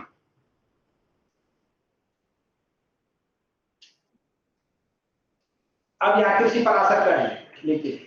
हाँ, इसमें कृषि पराशर के पूर्वानुमान के संदर्भ में राष्ट्रपति सम्मानित गुरु जी ने इस बात को कहा है, और मैं उसी को वही उदाहरण दिया कि अद्भुत विधि है। जैसा कि उन्होंने कृषि पराशर पुस्तिका के पूर्ववाक में लिखा है कि 1966 से 1967 में पराशरों की विधि से वायु का परीक्षण था, उसके आधार पर वृष्टि के पूर्वानुमान करने का प्रयोग काशी नरेश डॉक्टर विभूति नारायण सिंह जी के निर्देशन में हुआ, और इस कार्य में संपूर्ण संस्कृत विश्वविद्यालय के प्रोफेसर धुनीराम त्रिपाठी जी उनके साथ रहे। इसमें जो आकलन है लास्ट में देखिए, इसमें लिखा है कि 76% आकलन उनका सही रहा था, 75% से ऊपर ये आकलन भी बिल्कुल सही गया। अब ये आगे देखिए, इसके आगे ये हम दिखाना चाह रहे थे आपको। इस प्रकार से हमने 4 साल के पूरा मौसम का डाटा तैयार किया, और ये दिल्ली का भी किया और बनारस का भी किया, और इसके ये प्रत्येक दिन का डाटा है, प्रत्येक दिन का डाटा। और इसमें जहां आगे हमने एन लिखा है, और जहां पर आगे लिखा होगा 13 एक बिंदु आया है, इस दिन जो एक्चुअल रेनफॉल, यहाँ उस दिन एक्चुअल रेनफॉल हुआ है, जिस दिन वहां लिखा है तो वो एक्चुअल रेनफॉल दिखाया गया है। और यहाँ एक नई समस्या हमारे सामने रही, क्योंकि कृषि पराशर कहता है कि आपको हर घंटे की वायु चाहिए, और मौसम विज्ञान के पास इस समय, वो तो आगे हमारे श्रीवास्तव जी बताएंगे, मौसम विज्ञान के पास हर घंटे की वायु का परीक्षण है ही नहीं, अभी भी नहीं है। अभी भी भारतीय मौसम विज्ञान प्रत्येक घंटे की वायु का डायरेक्शन नहीं देता है, और ना होता है। वो सिर्फ सुबह 5:30 बजे, 8:30 बजे सुबह और 8:30 बजे शाम, या सब, और ज्यादा से ज्यादा कई जगहों पर 4 टाइम का दिया है, कहीं कहीं 3 टाइम का दिया गया है। ये इस डाटा के साथ अनुसंधान करने की सबसे बड़ी स्थिति हमारी यही थी। परंतु उसमें हम गुरुजी की पद्धति पे चले जाएं कि जो हम छत पे अगर उसको निकाल के रखें, और उसको निकाल के रखने में वायु की दिशा को निश्चित करेंगे और तब उसका आकलन करेंगे, तो हमको उसमें परिणाम जो गुरुजी ने करके दिखा दिया 76% मिलेगा। परंतु हमारे माने जो प्रोफेसर श्रीवास्तव जी का कहना है कि ये वायु का जो आप डाटा कलेक्ट कर रहे हैं, ये डाटा का दोष है, ऐसा आप डाटा नहीं कलेक्ट कर सकते। अगर आपको करना है तो आपको डाटा कलेक्ट करने की जो प्रविधि भारत सरकार ने या विज्ञान ने निश्चित की है, उसी मानकों के अनुसार आपको डाटा कलेक्ट करना होगा। यदि उन मानकों के इतर आप गए तो आपका डाटा मान्य नहीं होगा, और अगर आपका डाटा मान्य नहीं हुआ तो आपकी रिसर्च भी मान्य नहीं होगी। तो इसी आधार को देख करके हम इस प्रपंच में न पढ़ें, इसलिए हमने मौसम विज्ञान से सीधे डाटा ले लिया, और सीधे डाटा लेकर के इस अध्ययन को आगे किया। तो इस अध्ययन में जो परिणाम आगे आए हैं वो बड़े आश्चर्यजनक। देखिए, ये परिणाम आए, ये हमारे श्रीवास्तव जी ने इसको तैयार करने में बहुत अथक प्रयास किया, हम लोगों ने से बहुत काम किया। ये देखिए इसमें कितने ऊपर नीचे, बहुत नीचे ऊपर वेरिएशन आ रहा है कि कैसे कैसे ग्रहों का डाटा जा रहा है। ये दूसरे में देखिए, तीसरे में देखिए, ऐसे करते हुए 12 महीनों का हमने इसमें प्रत्येक महीने का जो कृषि के अनुसार, और ये जो डाटा हमने पीछे दिया है जो मौसम विज्ञान से, उसके आधार पर यह दिया गया है। परंतु इसमें बहुत सही है। अब ये दूसरे नंबर पे हम आते हैं, ये भी उसी का है। इसको आगे इसमें जो रेनफॉल है ये देखिए, ये पिछले हमने दिया। अब ये देखिए, इसमें ये दिक्कतें आई, अगर हमको डाटा नहीं मिलता तो ये दिक्कतें आई। देख रहे हैं आप, कितना मौसम भाग रहा है नीचे ऊपर, इतना ऐसा हो नहीं सकता है। जो ये हमारा सांख्यिकी है वो इसको दोष मानता है, ये अच्छा नहीं। और ये क्यों हुआ सर? क्योंकि हमको दिन के 24 घंटे में से 2 घंटे डाटा मिला है, एक सुबह का मिला, एक शाम का मिला। अगर हमारे को ये प्रत्येक घंटे का डाटा मिल जाए तो हमारा यह रिसर्च एकदम एक्यूरेट, ये मैं समझता हूँ 76% नहीं, ये तो उसके भी आगे चला जाएगा। और कितना जाएगा ये हमारे प्रोफेसर श्रीवास्तव जी बताएंगे आगे। तो ये पूरा का पूरा यहाँ पर देखिए, ये मौसम विज्ञान का। आगे चलिए इसमें, अब आगे बढ़िए। अब यहाँ पर ये देखिए, ये चार्ट हमने तैयार किया। इस चार्ट को तैयार करने में सबसे अथक प्रयास पड़ा है। इस चार्ट में पहले तो हमको ये तैयार करना है कि प्रत्येक दिन का सूर्य चंद्रमा कौन ग्रह किस नक्षत्र में है और कौन ग्रह किस नक्षत्र में कब तक रह रहा है, ये पूरा तैयार किया गया चार्ट। और इसके लास्ट में फिर हमने ये बताया लास्ट में कि सूर्य चंद्रमा के द्वारा बताया गया। इसमें अब ये देखिए ये जो डाटा इसमें लिखा सभी ग्रह, इनमें हमने सारे ग्रहों को लिया, सूर्य को भी लिया, चंद्रमा को, मंगल बुध बृहस्पति शुक्र के अनुसार ये डाटा है। इसके आगे देखिए, इसमें देखिए, इसमें हमने एक ग्रह को छोड़ रखा है, इसमें आगे से हमने शनि को कम किया, तो ये डाटा रिजल्ट है। क्योंकि शनि का जो संबंध है वो सौर परिवार में सबसे ज्यादा मौसम को प्रभावित करता है, परंतु शनि को मौसम के साथ जोड़ने में कम लोग हैं और पर उसको अगर हम छोड़ते हैं तो ये स्थिति आई। दूसरा सबसे ज्यादा वृष्टि को प्रभावित करता है न होने में मंगल और होने में, तो ये यहाँ पर हमने सूर्य चंद्र मंगल बुध बृहस्पति और शुक्र ये इतने ग्रहों को लिया। आगे फिर ये प्रत्येक महीने का सभी ग्रहों का और डाटा इकट्ठा करते हुए हम लास्ट में आइए।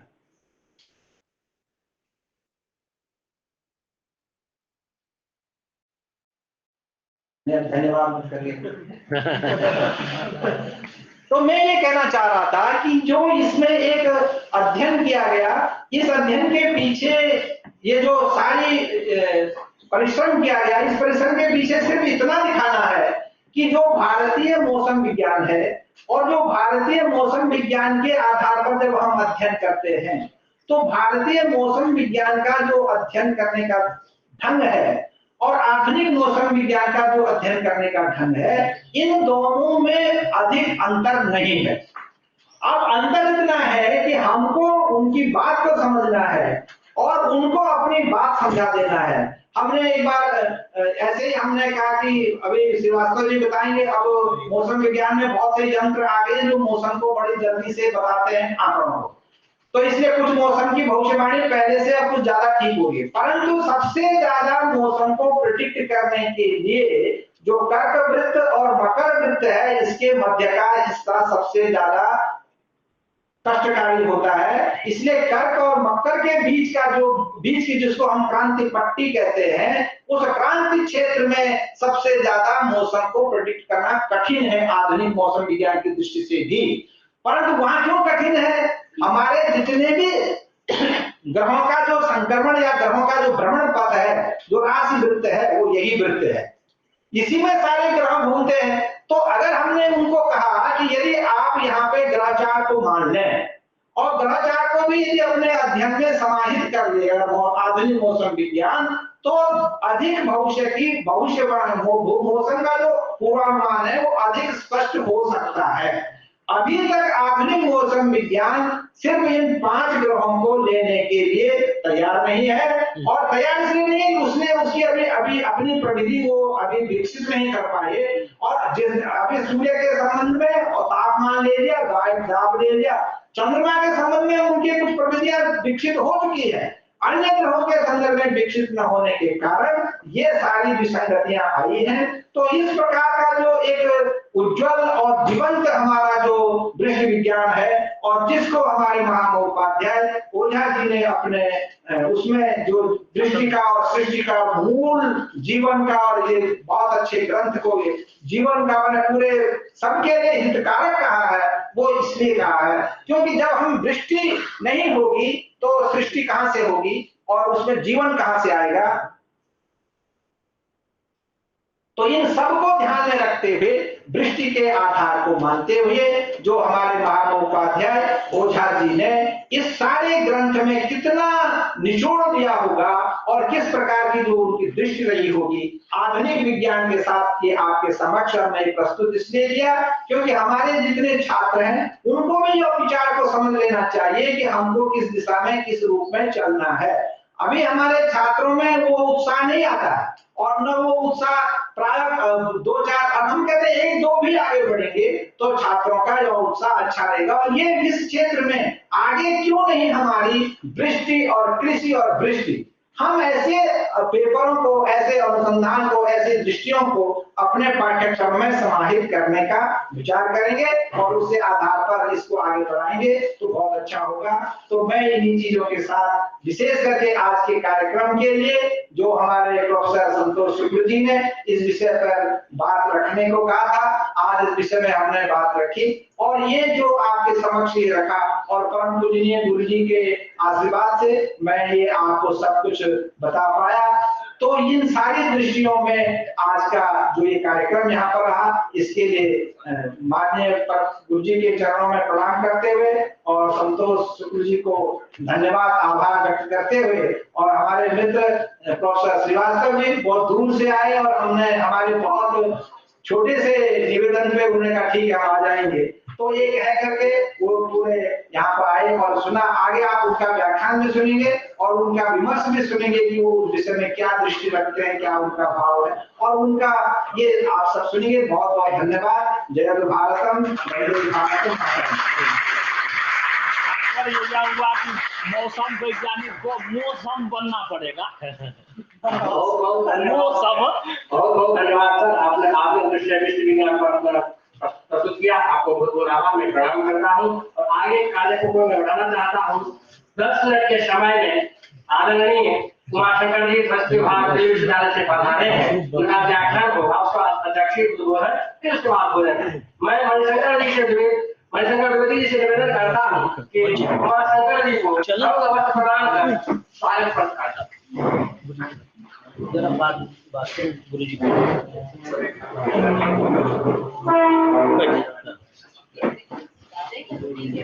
वॉशरूम से आ रहे हाँ वॉशरूम गए आ रहे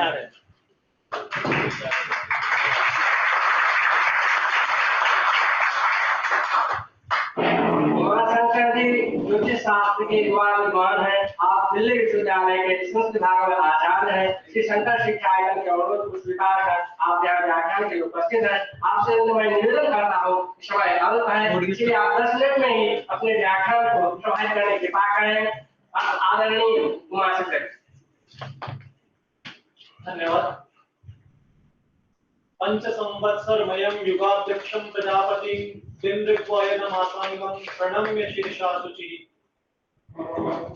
श्री शंकर शिक्षायतन वैदिक शोध संस्थान एवं वास्तुशास्त्र विभाग श्री लाल बहादुर शास्त्री राष्ट्रीय संस्कृत विश्वविद्यालय के संयुक्त तत्वावधान में आयोजित राष्ट्रीय संगोष्ठी कादम्बिनी विमर्श का जो ये सत्र है, इस सत्र के अध्यक्ष आदरणीय प्रोफेसर रामचंद्र पांडेय गुरु जी और मुख्य वक्ता के रूप में आदरणीय प्रोफेसर देवी प्रसाद त्रिपाठी गुरु जी और आदरणीय प्रोफेसर वासुदेव शर्मा सर, आदरणीय प्रोफेसर मनोज श्रीवास्तव सर और आदरणीय प्रोफेसर संतोष कुमार शुक्ल सर, आदरणीय प्रोफेसर सुंदर नारायण झा सर और मित्र डॉक्टर प्रवेश व्यास जी और मंच के संचालक डॉक्टर लक्ष्मीकांत विमल जी, साथ ही वास्तुशास्त्र विभाग और लाल बहादुर शास्त्री विद्यापीठ के यहाँ उपस्थित सभी आचार्यगण और प्रिय विद्यार्थियों।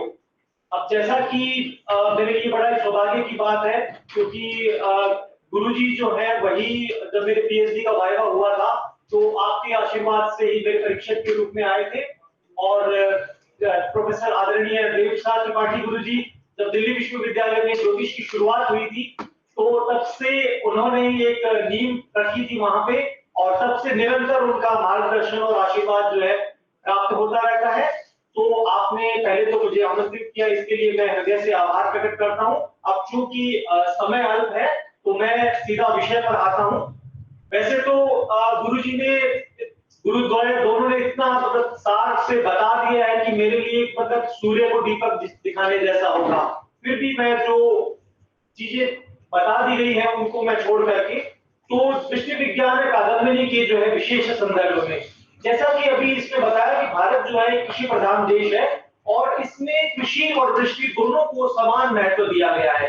क्योंकि कृषि पर जीवन आधारित है और दृष्टि पर कृषि आधारित है, इसलिए कृषक को दोनों के प्रति सचेत और सावधान रहना आवश्यक है। और इस पत्र को तैयार करने में मैंने गुरुजी की पुस्तक जो है कृषि पराशर उसको भी पढ़ा और बहुत ही गागर में सागर की तरह वो पुस्तक जो लिखी गई है, जिस तरह से जो भी गुरुजी ने भी दिखाई गणना उसके अंदर की गई है, तो इसमें भी बताया गया है कि वृष्टि मूला कृषि सर्वा वृष्टि मूलम च जीवनम तस्माद आदो प्रयत्नेन वृष्टि ज्ञानम समाचरे। तो अभी जैसे इसमें बताया कि वृष्टि के संदर्भ में सामान्य धारणा ये है कि सूर्य जो है जल का उसका अवशोषण करता है और बादलों का निर्माण होता है, लेकिन हमारी जो एक शास्त्रीय दृष्टि है उसमें यह बताया गया है कि जैसे कि केवल सूर्य की जो रश्मियां हैं वही वृष्टि सर्जक नहीं होती है, वृष्टि में चंद्रमा और वायु की भी प्रमुख भूमिका होती है।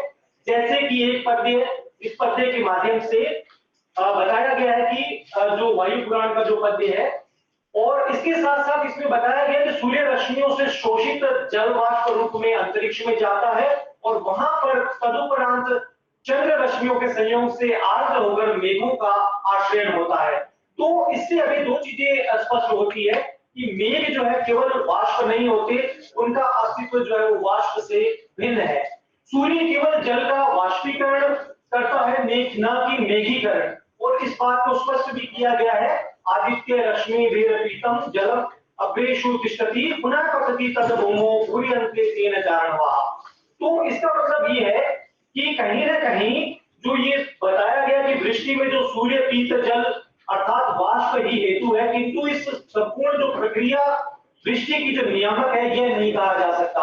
अभी जैसे बताया गुरुजी ने कि जो 5 अवयव इसमें बताए गए, वायु, मेघ, ग्रहचार, भूमि और सद्यो वृष्टि लक्षण, इसमें मैं पुनरावृत्ति नहीं करूंगा। वायु के प्रकार भी अभी बताए गए, पावक, स्थापक, ज्ञापक जो है, और साथ ही जो मेघ की जो नाग, जो उसके अंतर्गत जो 4 प्रकार जो बताए गए, संवर्तक, आवर्तक, पुष्कर और द्रोण जो है, और इसमें किस मेघ की क्या विशेषता है, जैसे कि संवर्तक जो बताया गया कि वो प्रलयकारी वृष्टि करता है, आवर्तक जो है मेघ शुष्क होता है, और तीसरा पुष्कर मेघ जो है वो कभी कभी थोड़ी वृष्टि करता है, चौथा द्रोण संज्ञक मेघ जो है वो कृषि हो गया। इसीलिए मेघदूत में भी जो है कालिदास ने जो है पुष्कर जो मेघ है उसका ही चयन किया। इसके साथ साथ जो लोकोक्तियां हैं घात, और उसमें भी हम देखते हैं कि हमें मिलता है कि आगे मंगल पीछे वाहन वर्षा होवे और समान। इसके साथ साथ और भी हमें ग्रह स्थितियों से भी जो है कहाँ अतिवृष्टि, अनावृष्टि, वो किस प्रकार ग्रहों की स्थिति सहायक होती है उसकी चर्चा भी हमें मिलती है।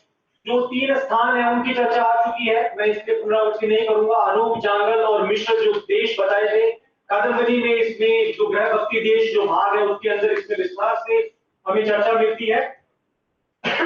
इसके साथ साथ जो है आगे हम देखें कि जब तो इस पे जो 3 प्रकार के स्थानों की चर्चा करते हैं, तो यह एक बात महत्वपूर्ण हमारे सामने आती है कि आज जब मनुष्य भौतिक सुखों की लालसा में जिस प्रकार से वन संपदा को नष्ट कर रहा है, तो कहीं ना कहीं वो वृष्टि भी जो है पूर्ण रूप से प्रभावित हो रही है। और अच्छी वृष्टि जब तक नहीं होगी, नदी, जलाशय और जो भी हमारा आधार है कृषि का, या जो हमारी जो समाज है भौतिक सुख जिसकी चाह रखता है, तो वो सब में कहीं ना कहीं हमारे समक्ष जो है परेशानियां है। तो ये सब वृष्टि के स्थायी कारण है, लेकिन कुछ ऐसे समयानुसार उत्पन्न होने वाले कारण होते हैं जो समय समय पर परिवर्तित भी होते रहते हैं। इनको सद्यो वृष्टि लक्षण कहा जाता है, और इनका परीक्षण जो है बहुत ही सावधानी से करना चाहिए। इसकी चर्चा भी अभी हम आगे देखेंगे, जो 4 अध्यायों में विभाजन किया गया है, तो वहां किस प्रकार से सद्यो वृष्टि लक्षण की जो है चर्चा मिलती है। तो इस प्रकार हम देखते हैं कि सूर्य चंद्र मंडल जो है उसमें परिवेश आदि होने पर, और इनकी जो गतियां हैं और इनकी जो विशिष्ट स्थितियां हैं, उनके कारण से प्रकृति में हमें परिवर्तन होता दिखाई देता है, और जिसका परिणाम वायु और मेघ पर पड़ता है, जो कि वृष्टि के मुख्य घटक होते हैं। तो वायु की गति में ह्रास, वृद्धि और वातावरण में अत्युष्णता या शीतलता की उत्पत्ति वृष्टि के नियत काल में किस प्रकार से परिवर्तन कर देती है। तो इस प्रकार हम देखें कि अगर अनुकूल परिस्थितियों में अगर गर्भधारण हो जाता है, तो वृष्टि का समय निर्धारण करना सर्वाधिक महत्वपूर्ण कार्य होता है। और जैसा कि अभी जो नियमानुसार जो गर्भधारण की चर्चा जो है वो कि काल से 195 दिन में मेघ वृष्टि करते हैं, तो यद्यपि आधान से प्रवर्षण काल तक का जो समय प्रकृति सिद्ध है वह व्यवहार में नहीं आता है, तो समस्त प्राणियों में भी आधान काल, सामान्य हम प्राणी जगत में भी देखते हैं कि प्रसव काल जो है निर्धारित होता है, लेकिन यहाँ पर भी हम देखते हैं कि कभी प्रसव पूर्व समय में हो जाता है, कभी समय पश्चात भी होता है। तो ठीक इसी प्रकार से कि वो मेघ का जो प्रसव जो है वो किस समय होता है, तो इसकी स्थिति के लिए ग्रह स्थिति का अवलोकन जो है सद्यो वृष्टि लक्षण के अनुसार जो है उसको करना आवश्यक है। तो इसके लिए हमें जो है निमित्त ज्ञान की आवश्यकता होती है। हम सामान्य लोक व्यवहार में भी कहते हैं कि अगर कोई व्यक्ति कुछ कार्य कर देता है तो वो हम उसको अगर कुछ क्रेडिट देना भी चाहते हैं तो वो तो कहता है कि मैं तो एकमात्र निमित्त हूं। तो ठीक उसी प्रकार से निमित्त शास्त्र जो है उसको जानने की आवश्यकता है। तो हम इसमें देखें कि जो व्यवहार में जो हमारे विभिन्न प्रकार के जो निमित्त हैं, निमित्त शास्त्रों की चर्चा मिलती है, तो उसमें हम देखते हैं कि एक ही व्यक्ति जो है किस प्रकार से जो है, एक प्रकरण इसमें आता है कि अन्नों का परस्पर संबंध जो है प्रतिपादित किया गया है। इस प्रकरण का ज्ञाता जो है व्यक्ति एक नियत क्षेत्र में और नियत काल में अन्न विशेष की उत्पत्ति करके कह सकता है कि विविध प्रकार की भूमियों में भिन्न भिन्न प्रकार के अन्न कितनी कितनी मात्रा में बोए गए और कितनी कितनी मात्रा में अन्न की प्राप्ति को करवाएगा। तो जैसे यह बताने वाला वो है अन्न विद्या बोधक निमित्त शास्त्र। इसी प्रकार के जो कुल 64 जो निमित्त शास्त्र जो है प्रकरण है, और इन्हीं में से जो है वृष्टि के निमित्तों का बोध करवाने वाला जो शास्त्र है वो वृष्टि विद्या बोधक निमित्त शास्त्र है। हम जानते हैं कि सूर्य जो है अपनी किरणों के द्वारा जो है पृथ्वी पर से जल को ऊपर खींच लेता है और सूर्य की गर्मी और उससे जल के परमाणु सूक्ष्म बनकर ऊपर चले जाते हैं और उसके पश्चात आकाश वायु के परमाणु आदि मिलकर के बादल का निर्माण करते हैं। उसके पश्चात वो बादल वायु की प्रेरणा से जिस देश में जिस काल में जितना जहां बरसना होता है उतना वहां बरसते हैं, परंतु किस समय का खींचा हुआ जल कितने समय किसके पीछे कितने दिन तक जो है किस समय कहां बरसेगा, यह जानकारी जो है हमें वृष्टि विद्या बोधक निमित्त शास्त्र है इससे पता लगता है। और इसी शास्त्र में जो है वर्षा के निमित्त 4 भेद जो बताए गए हैं, भौम, अंतरिक्ष, दिव्य और मिश्र। भौम जो भाग है इसके अंतर्गत देश, मनुष्य, पशु पक्षी, कीट पतंग इत्यादि जो है इनके द्वारा जो वर्षा का ज्ञान होता है उसे कहा जाता है। अंतरिक्ष निमित्त में वायु, बादल, विद्युत, गर्जन, तर्जन, संध्या इत्यादि इत्यादि जो है इनके द्वारा वर्षा के ज्ञान का हमें पता लगता है। तीसरा जो चंद्र ग्रहण, सूर्य ग्रहण, जो सप्तनाड़ी चक्र, ग्रहों का उदय अस्त जो है, इनसे जो वृष्टि की ज्ञान प्राप्त करने को दिव्य निमित्त कहा जाता है। और चौथा जो कार्तिक से आश्विन तक के जो 12 मास जो है, इसमें अभी द्वादश मासी का अध्याय जो है उसमें विस्तार से बताया गया है। लेकिन इसके साथ साथ जो कुछ ऐसी घटनाएं हैं जैसे गुरुजी ने भी बताई थी, अक्षय तृतीया हो गया, आषाढ़ी पूर्णिमा, होलिका आदि जो है, ऐसे कुछ अवसर है जिस हमें जो चिन्ह मिलते हैं जिसमें हमें वर्षा के ज्ञान को जो हमें उसके बारे में जानकारी मिलती है उसको मिश्र निमित्त कहा जाता है। और जो ये चारों भेद है इस निमित्तों में जो है उत्तरोत्तर जो है ये एक दूसरे से बलवान है, क्योंकि जो भौम निमित्त का फल बहुधा थोड़ी दूर तक होता है और अंतरिक्ष का जो फल है एक जिले तक बताया गया है और दिव्य निमित्त का फल एक प्रांत तक और मिश्र निमित्त का फल जो है सर्वत्र बताया गया है।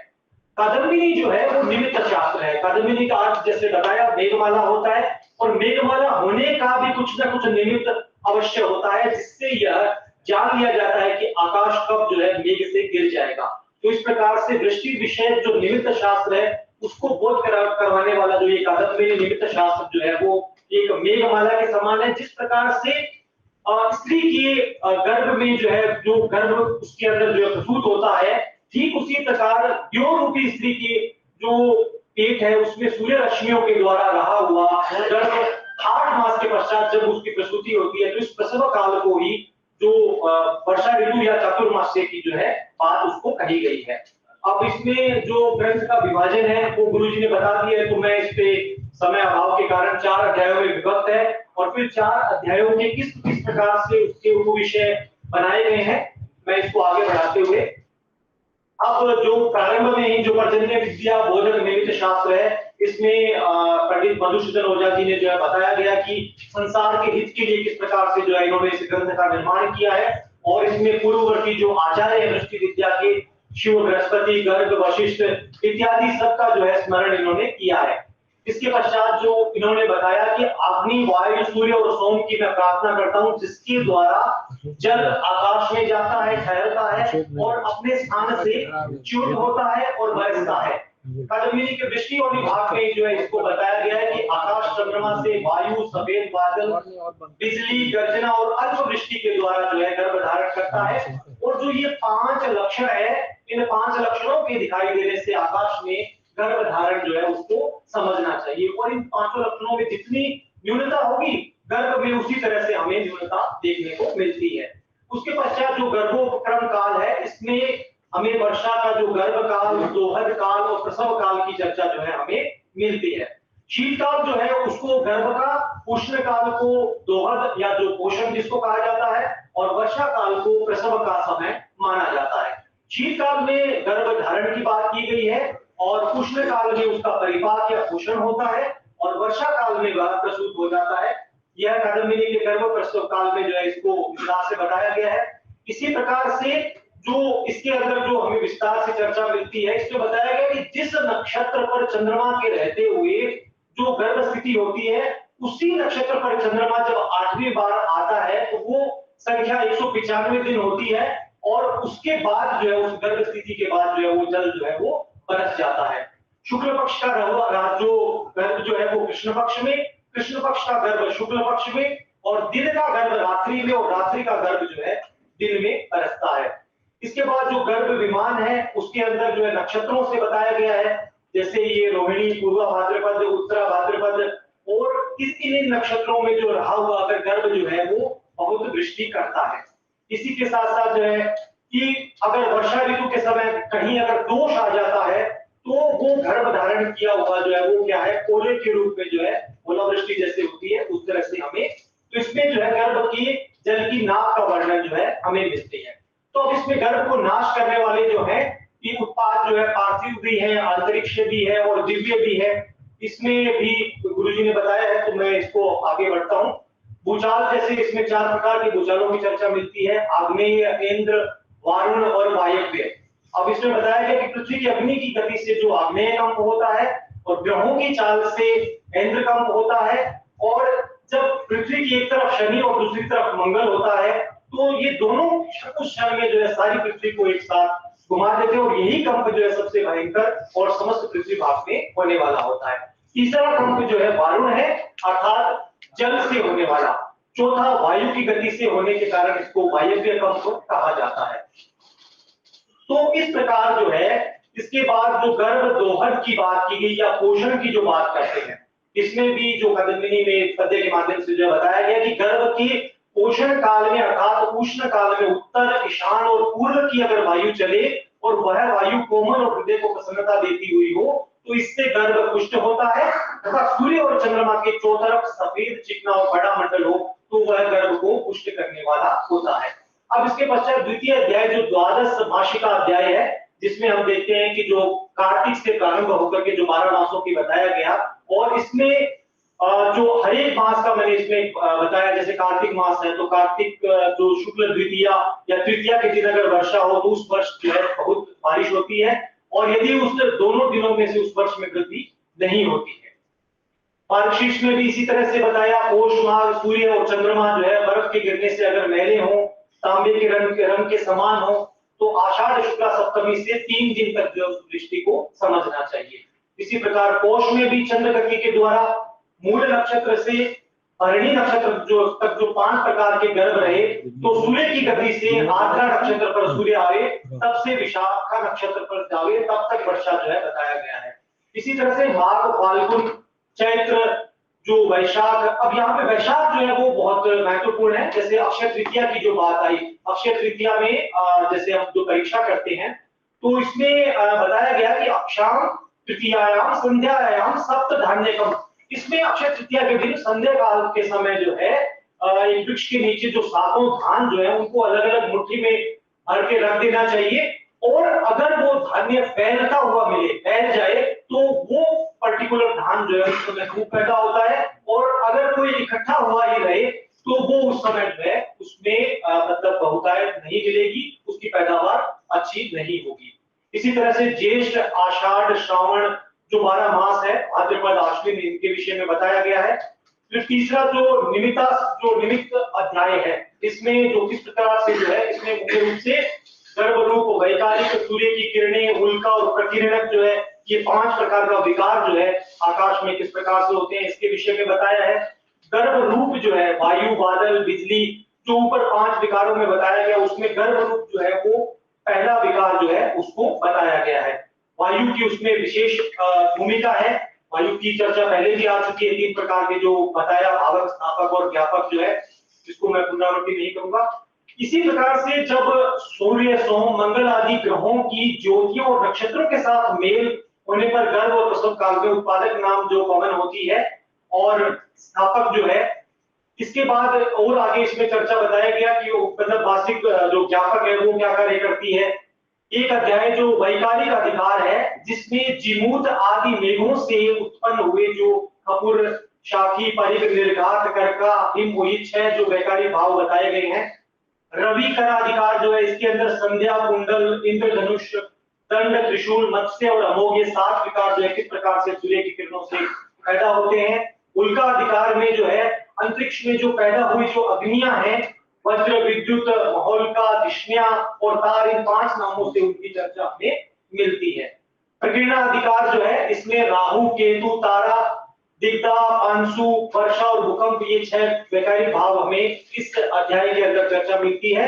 शकुना अध्याय जो है, जिसके अंदर सद्यो लक्षण जो है, इसमें बताया गया कि सूर्य जो है अपनी किरणों के द्वारा समुद्र से लेकर जल लेकर बादलों को देता है, और वायु के द्वारा प्रेरित हुए बादल जब यथा समय होता है तब वो बरसात करते हैं। तो इसके लिए इन्होंने जो है जो निमित्त बताए, पार्थिव, अंतरिक्ष, दिव्य, विश्व, जो 4 प्रकार जो बताए, तो इसमें बताया गया है कि यदि कोई वर्षा के समय अगर प्रश्न करे और उस वृष्टि प्रश्न के शकुन में काली गाय, घट अथवा काले वस्त्र पहने हुए स्त्री के दर्शन हो, तो जो वर्षा होगी, ऐसा मतलब वर्षा की संभावना जो है करनी चाहिए। और ये हम लोक व्यवहार में भी देखते हैं कि जैसे बरसात होने वाली होती है तो कहावतों में भी चिड़िया रेत में नहाने लग जाती है, चींटियां जो है वो अंडा जो है किस प्रकार से अपने अंडे ऊपर ले जाना शुरू कर देती है, इसकी चर्चा जो है नयति अंडानी, इस तरह से जो है कि चींटियां यदि बाधा रहित किसी ऊंचे स्थानों में अंडों को ले जाती है, या कटे से भी चींटियां अगर दिखाई दे, तो ये सभी चींटियां जो है भावी वृष्टि की जो है सूचक है। ग्रहों की अगर बात करें तो वर्षा काल के आरंभ में वर्षा के लिए शुक्र और मंगल की परीक्षा करनी चाहिए, क्योंकि इन्हीं 2 के अधीन वर्षा का आना है, अन्य ग्रह तो इनके सहायक है। अन्य ग्रहों के विषय में भी चर्चा मिलती है, जैसे बुध और शनि जो है वो वायु पैदा करते हैं, और शुक्र और बृहस्पति जल पैदा करते हैं, और मंगल और सूर्य गर्मी पैदा करते हैं। और इसके साथ शनि के योग से बताया गया है कि पूर्व को वायु चलती है, और गुरु के योग से पूर्व उत्तर को, मंगल के योग से पश्चिम को, और शुक्र के योग से दक्षिण दिशा को वायु चलती है। इसी प्रकार अन्य ग्रहों के विषय में भी बताया गया है। और जो राशि या कुछ ऐसा योग बने तो उसमें बताया कि मकर या कुंभ राशि पर बुध के होने से खूब वर्षा होती है, और बुध के क्षेत्र में सूर्य और चंद्रमा के होने पर सुभिक्ष होता है, और यह योग वर्षा कराने वाला होता है। तो निष्कर्ष रूप में हम कह सकते हैं कि प्राचीन समय में जो इस विद्या के विद्वान जो है, जो 4 प्रकार के इस निमित्तों की जो बात की गई, सद्यो वृष्टि की बात की गई, विलंब से जो बताया गया, मतलब किस समय से यह निश्चय किया करते थे कि अमुक समय पर जो है अमुक स्थान पर बारिश होगी, दुर्भिक्ष होगा, सुभिक्ष होगा, तो कितनी सटीकता से जो है वो इसको बता दिया करते थे। लेकिन आजकल जैसे कि पाश्चात्य विद्वान जो कि हमारे चारों निमित्त हैं, उनके कई पदार्थों में केवल अंतरिक्ष के निमित्त एक वायु के ज्ञान जो है, उसी को जो है सद्योवृष्टि बताने वाला जो एक भाग है, उसी पर ज्यादा मतलब खर्च जो है वो करते हैं। इनकी तरह हमारे जो प्राचीन जो नैमित्तिक द्रव्य जो थे, इनको इतना खर्च करने की आवश्यकता नहीं होती थी, और न ही उनको इतना परिश्रम उठाना पड़ता था।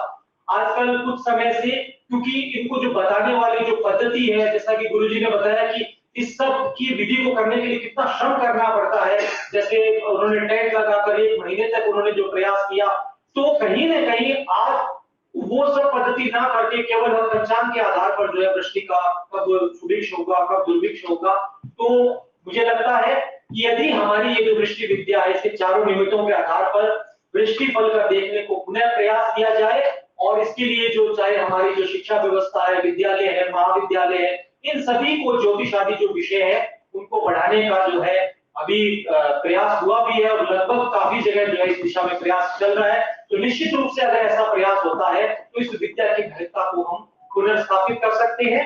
और जो ये पंडित मधुसूदन ओझा जी का तो एक बहुत ही अद्वितीय ग्रंथ है। जब हमने कहा कि इस पे वक्तव्य तैयार करना है तो इस अल्प समय में जो है मैंने अपना प्रयास किया और एक बार मैं पुनः लाल बहादुर शास्त्री संस्कृत विश्वविद्यालय के प्रति आभार प्रकट करता हूं कि आपने मुझे इस वक्तव्य के लिए आमंत्रित किया। इसमें कहते हुए मैं अपनी वाणी को विराम देता हूं। बहुत धन्यवाद। अत्यंत अल्प समय में ही विषय को आपने समेट लिया। गणित विषय पर अत्यधिक व्याख्यान आपका प्रभावशाली रहा। अब समय अल्प है, मैं गुरु जी से आदरणीय पांडे गुरु जी से निवेदन करता हूँ अपने उद्बोधन अध्यक्ष उद्बोधन से इस सत्र के समापन की आशीर्वादात्मक उद्बोधन प्रदान करने की कृपा करें। आदरणीय पांडे। आप लोग चिंतित न हो, मैं बोलूंगा मैं आपके और भजन के बीच में बात नहीं बनूंगा। अभी प्रोफेसर देवी प्रसाद जी ने बहुत विस्तार से आधुनिक और प्राचीन दोनों सिद्धांतों का यथासंभव समन्वय प्रस्तुत किया और कुछ नई दृष्टि भी दी। उसका उल्लेख मैं नहीं करूंगा। और भी दूसरे विद्वान युवक ने काल्पनिक का आद्योपांत विश्लेषण उपस्थित किया और थोड़ा सा कटाक्ष भी किया आधुनिक विज्ञान पर कि केवल वायु को ही ये लोग लेके चलते रहे। मधुसूदन ओझा जी ने भी ये बात लिखी, गलत नहीं कर रहे थे। ये लोग कहते हैं, लिखा है, न सूर्यो न च नक्षत्रम न च चंद्रस् तत्र कारण वायु नहीं रुद्रतम यो तोयम वायु एवं वायु भी उसमें मुख्य कारण है। इसलिए आधुनिक विज्ञान भी जो कर रहा है उसको एकदम से नकारा नहीं जाना चाहिए। हाँ, ये प्रयास अवश्य करना चाहिए कि हमारे जो अन्य लक्षण हैं उनको भी आधुनिक विज्ञान ग्रहण करे, उस पर भी अनुसंधान करे। वो जो कर रहा है उसको भी हम देखें, हमारा भी दायित्व बनता है। और हम युवा ज्योतिषियों को बहुत बहुत शुभकामना आशीर्वाद देते हैं कि ये लोग इस दिशा में अधिक से अधिक रुचि लें। जो देवी प्रसाद जी ने निराशा व्यक्त की, ये लोग उत्साहित नहीं हो रहे हैं, ये हमारे शास्त्र के लिए ये अच्छा नहीं है। हमारे शास्त्र की रक्षा तभी है जब युवा लोग इसमें आगे आएंगे और रुचि लेंगे। और ये लोग रुचि लेंगे तो निश्चित रूप से आधुनिक विचार आएंगे और आधुनिकता को ये लोग अधिक ग्रहण करेंगे। इसलिए अपने प्राचीन शास्त्र का अच्छी तरह अध्ययन करें और आधुनिक लोगों के विचारों को सुने, समझें, दोनों को मिला करके आगे बढ़ें। तभी इस शास्त्र की उद्देश्य की पूर्ति होगी और आप सब लोग विश्व के लिए एक बहुत उपयोगी सिद्ध होंगे। मैं इन्हीं शुभकामनाओं के साथ आप लोगों को आशीर्वाद, शुभकामना। सर, आपने अत्यंत विवरण में सभी कुछ आपके बात प्रदान किया हम सबको। आपको मैं प्रणाम करूंगा, आपके पर आभार प्रकट करता हूँ और यह सत्र ही संपूर्णता को प्राप्त हो रहा है।